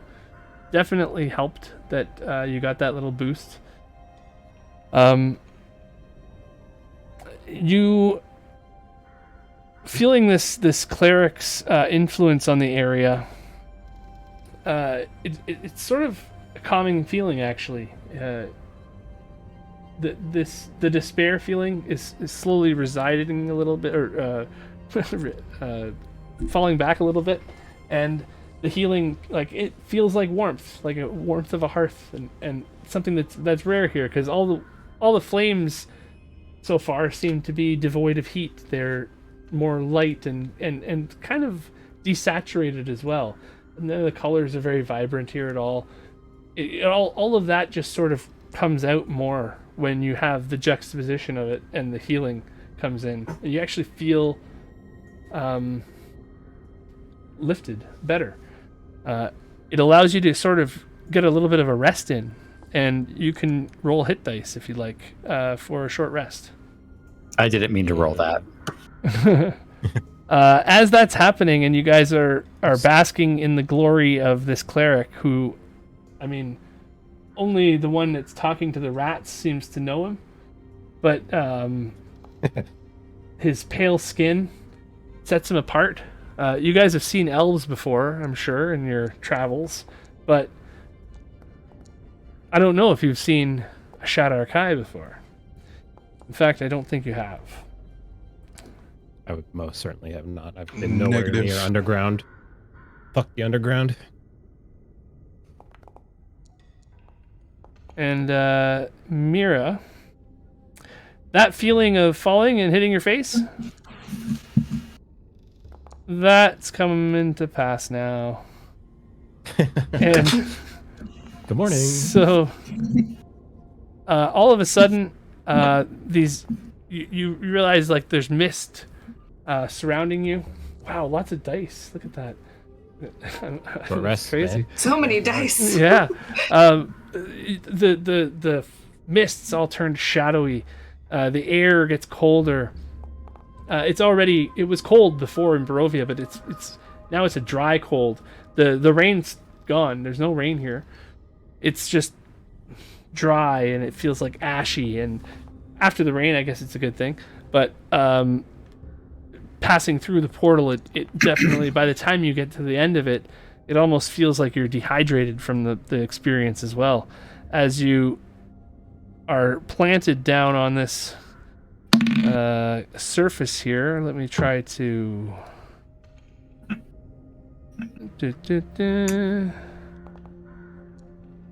Oh, come on. If I'm aware of that feeling, I'm immediately going to puke. Dice say so. Nice. Okay, I'm gonna see if I can get a different mirror picture. But this is where you end up. On the top of this parapet, there are skeletons walking around this parapet in the distance. Okay. Not really, they don't seem very, like, attentive or anything, but they're just sort of, meandering back and forth along the thing as you're sort of coming into being slowly in this area, and you're able to sort of take in a view of everything. I think her first initial instinct after puking is to look at the mist and go, not again. Where am I? And if she sees that there are creatures walking around, I think she'd immediately try to like hide in the shadows. Okay. To not be seen.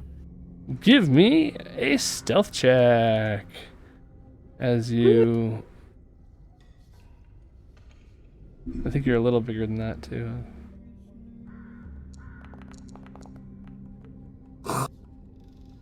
With my 17 with your face. Yeah. Yeah, you actually you hit the face, but then you barrel roll out of it and end up in the shadows behind these spears. And you look around and you see there's ballistas on the edge. This is like a siege fort of some kind.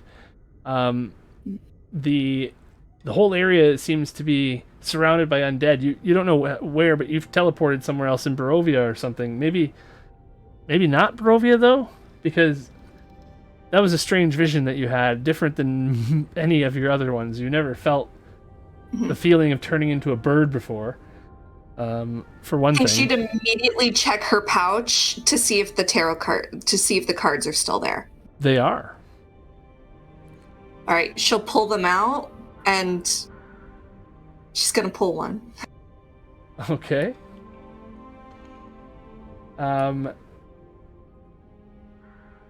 You can roll a dice if you want. Okay. How many?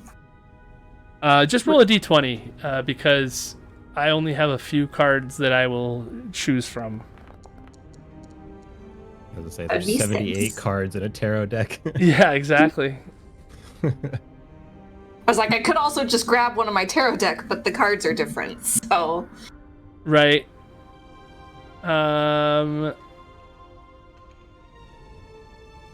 You have pulled the Necromancer. The card that you shuffled across and didn't pull was the broken one. And you instead pulled the Necromancer. Can you remind me what the broken one was? It said that a wizard has lost his mind, and a powerful ally could be had.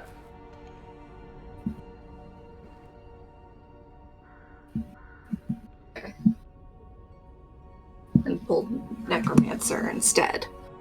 Interesting. Okay. Alright. Well... So I think if she pulls the Necromancer and she looks around and she sees all the undead, she's thinking that maybe this Necromancer could help her against Strahd.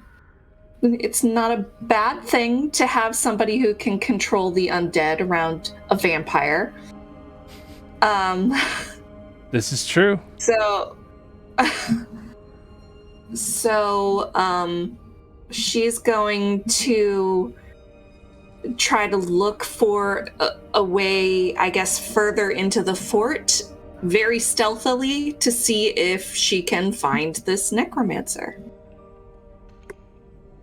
It's not very hard, actually. You see scuttling about, you see shuffling and everything.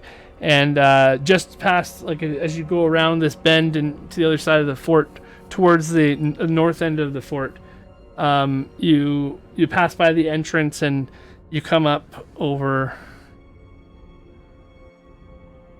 to here.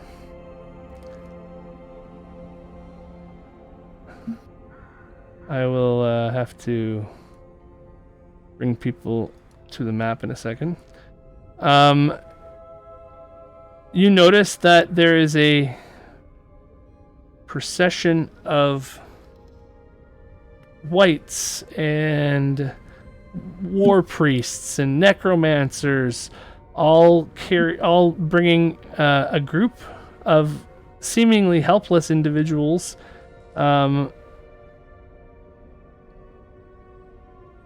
to a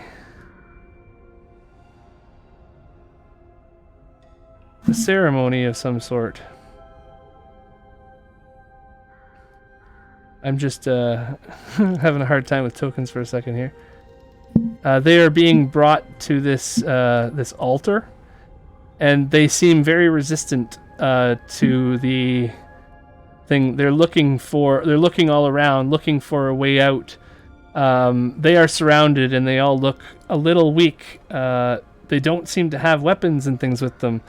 But there are bags of things being brought by skeletons, and in the procession, all of their stuff seems to be being brought right behind them. Let me get this all set up here before we go too far. Wights and wraiths. These necromancers that I see, they wouldn't happen to be wearing red robes, would they? They are wearing red robes. Like, do they remind me of what I saw in my vision?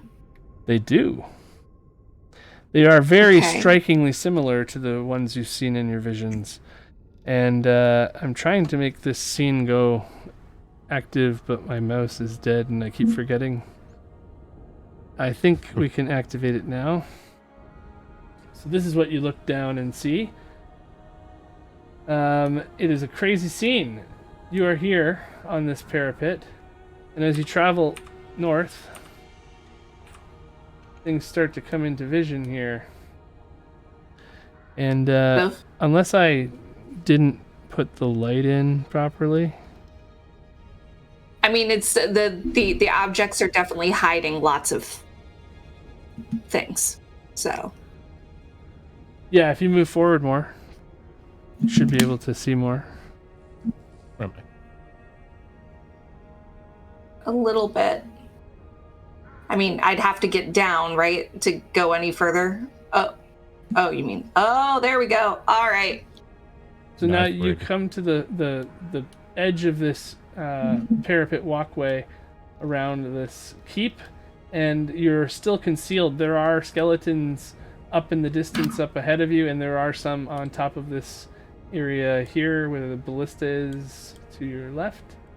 But Okay. for the most part, the troops seem to be congregated around this altar. There are scattered priests around the whole area as well. But this is where the action seems to be happening, as these guys are being led by a group of hard to even see shadows behind them. There is a wraith commanding the group of shadows, keeping you guys moving. A couple of them. And some. Did I get the impression from my vision that these red robe necromancers could be allies, or that they're bad news? I mean, it's you Curse of don't. You Strahd, so haven't pretty been much getting. You haven't been getting good vibes from any of that. They all seem Okay. like they are into some creepy stuff. Not the kind of thing. well, I you mean, would- they're necromancers. Yeah. So I mean, it depends Okay. how much you want to explore that. It's up to you, but it definitely doesn't. Nothing is inviting about it. There is an altar that there are bodies obviously being sacrificed to. This is actually somebody that you guys, the Shadar Kai, recognize. One of the guards that didn't get away. It looks like there are maggots crawling inside of it now. There are whatever it's being used for. Its purpose is done. There is a. Oh my god, they killed Kenny! Bastards. Oh, Let me see here if I can.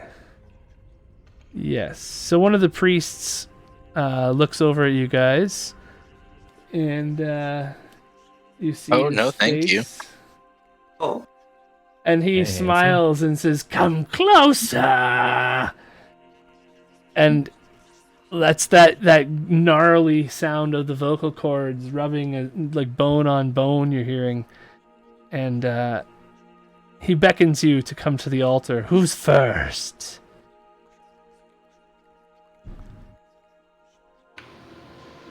Moreau. I'm in. I will walk up. Hey, do you I'm want in. to play rock, paper, scissors? Am I handcuffed? does it look like you an official guys- altar? You guys are just being underestimatedly led here. They think they broke you, and you are, you know, they'll stab at you if you resist. Like you feel as soon as you slow down for half a second, you feel a sword digging into your back. It's that kind of thing, right? And in like the shades or these wraiths that are following you, they want to be close to you. They want to be. You know, the only reason they are not is because they have been told not to specifically. So they're, you know, if you try to move towards them, they are Chomping at the ready. bits. They are ready to do their thing. And as you guys approach, you see that one face, and you see another face too. I don't want to get this part wrong though. Myra, are you preparing or doing anything while I set this up, or while I check this out? Yes, absolutely. I am pulling out my disguise kit, and I'm looking for a red robe to put on. A red robe in your disguise kit. Yes. Okay. I want to infiltrate these guys as one of the necromancers. Okay. I like it. Give me 10 minutes with any robe, and I can make it red. Prestidigitate it. That's all you need. Yes. Change any, Prestidigitation. then you can make it red. Magic. I can cast magic. Yeah. I got that. I got that. I mean, I have like 4 or 5 different things of clothes in my inventory. It's not specifically set out what they look like. Right. Yeah, no, one of them is a off-red robe. Let's call it. Good enough for in this light. Okay. I'm gonna put it on, and I'm gonna like. Can I tell that guy's face is just wrong from where I'm at? Like that he's like that?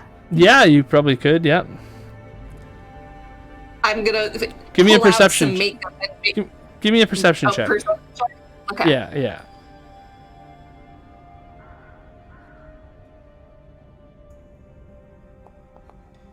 Not my strong suit, but 16. Yeah, you can definitely tell that the one that's approaching them now, summarizing them up and seeing who fits the bill for the first sacrifice.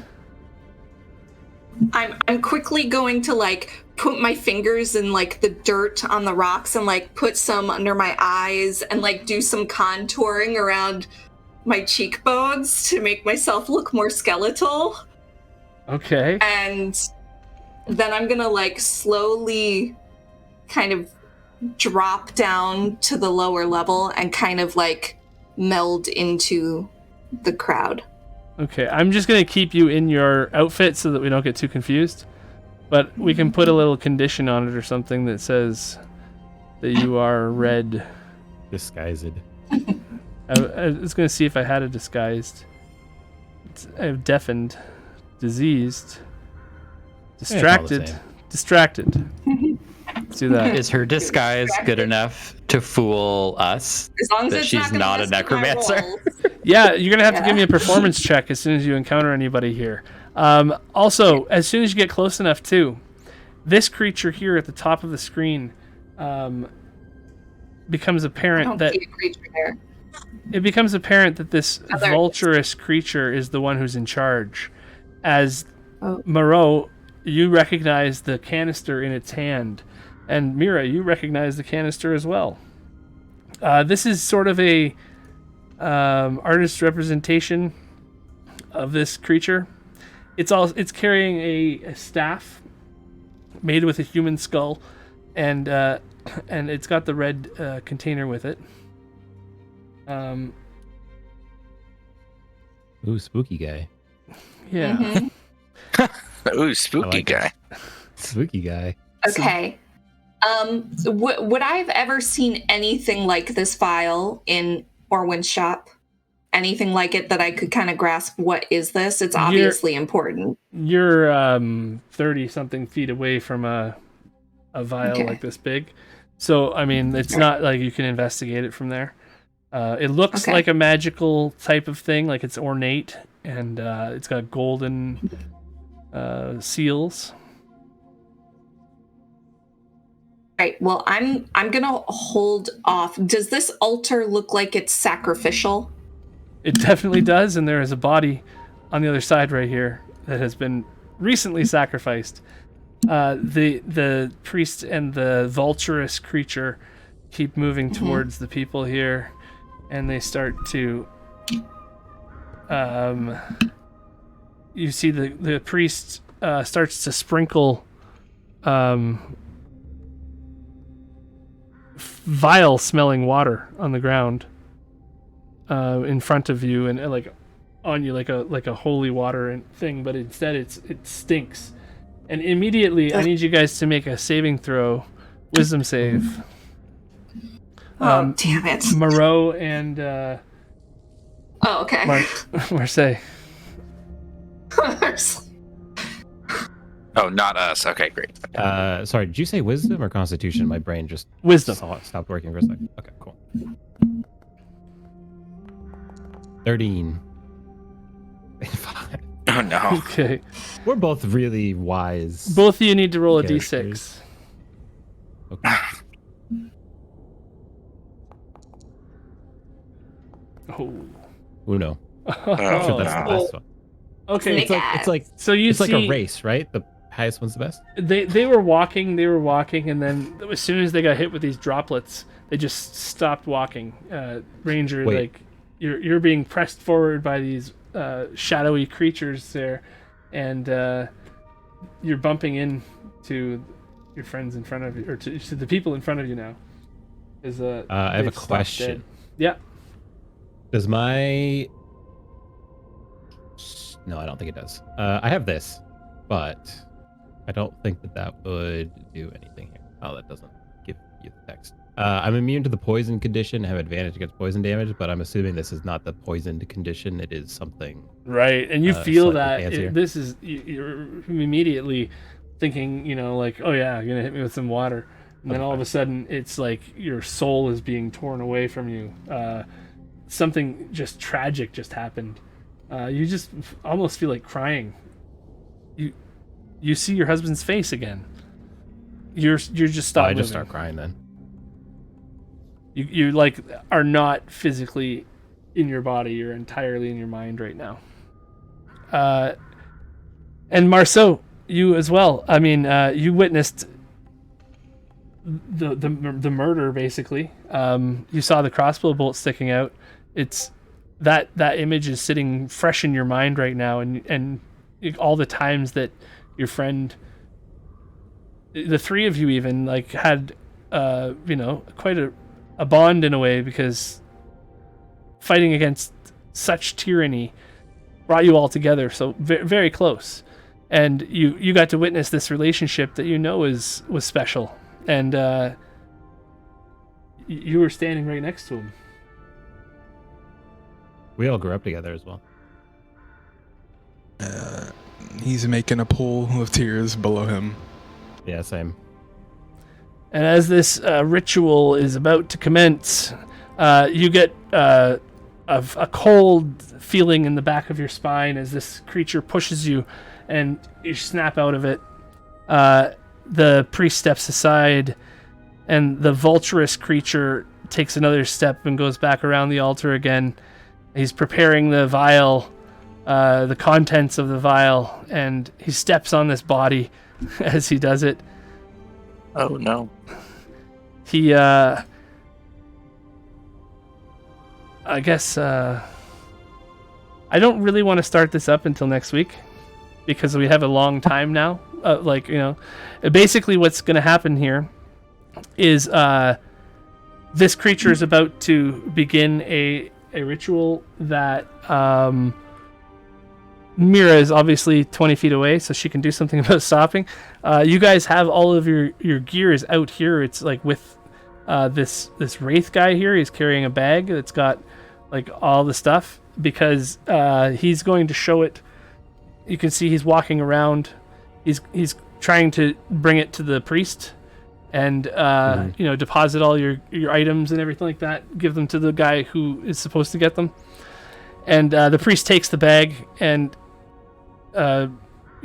actually puts it down right here, and turns back to the altar as things are being prepared for the sacrifice.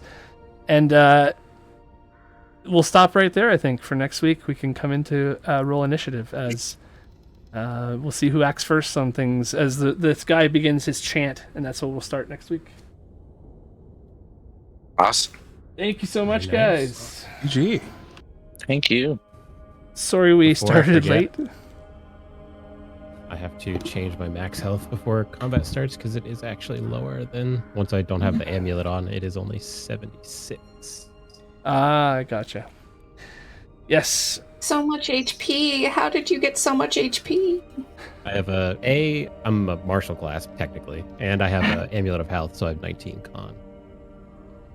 That's helpful. That's very helpful. And don't worry, it'll go away real quick.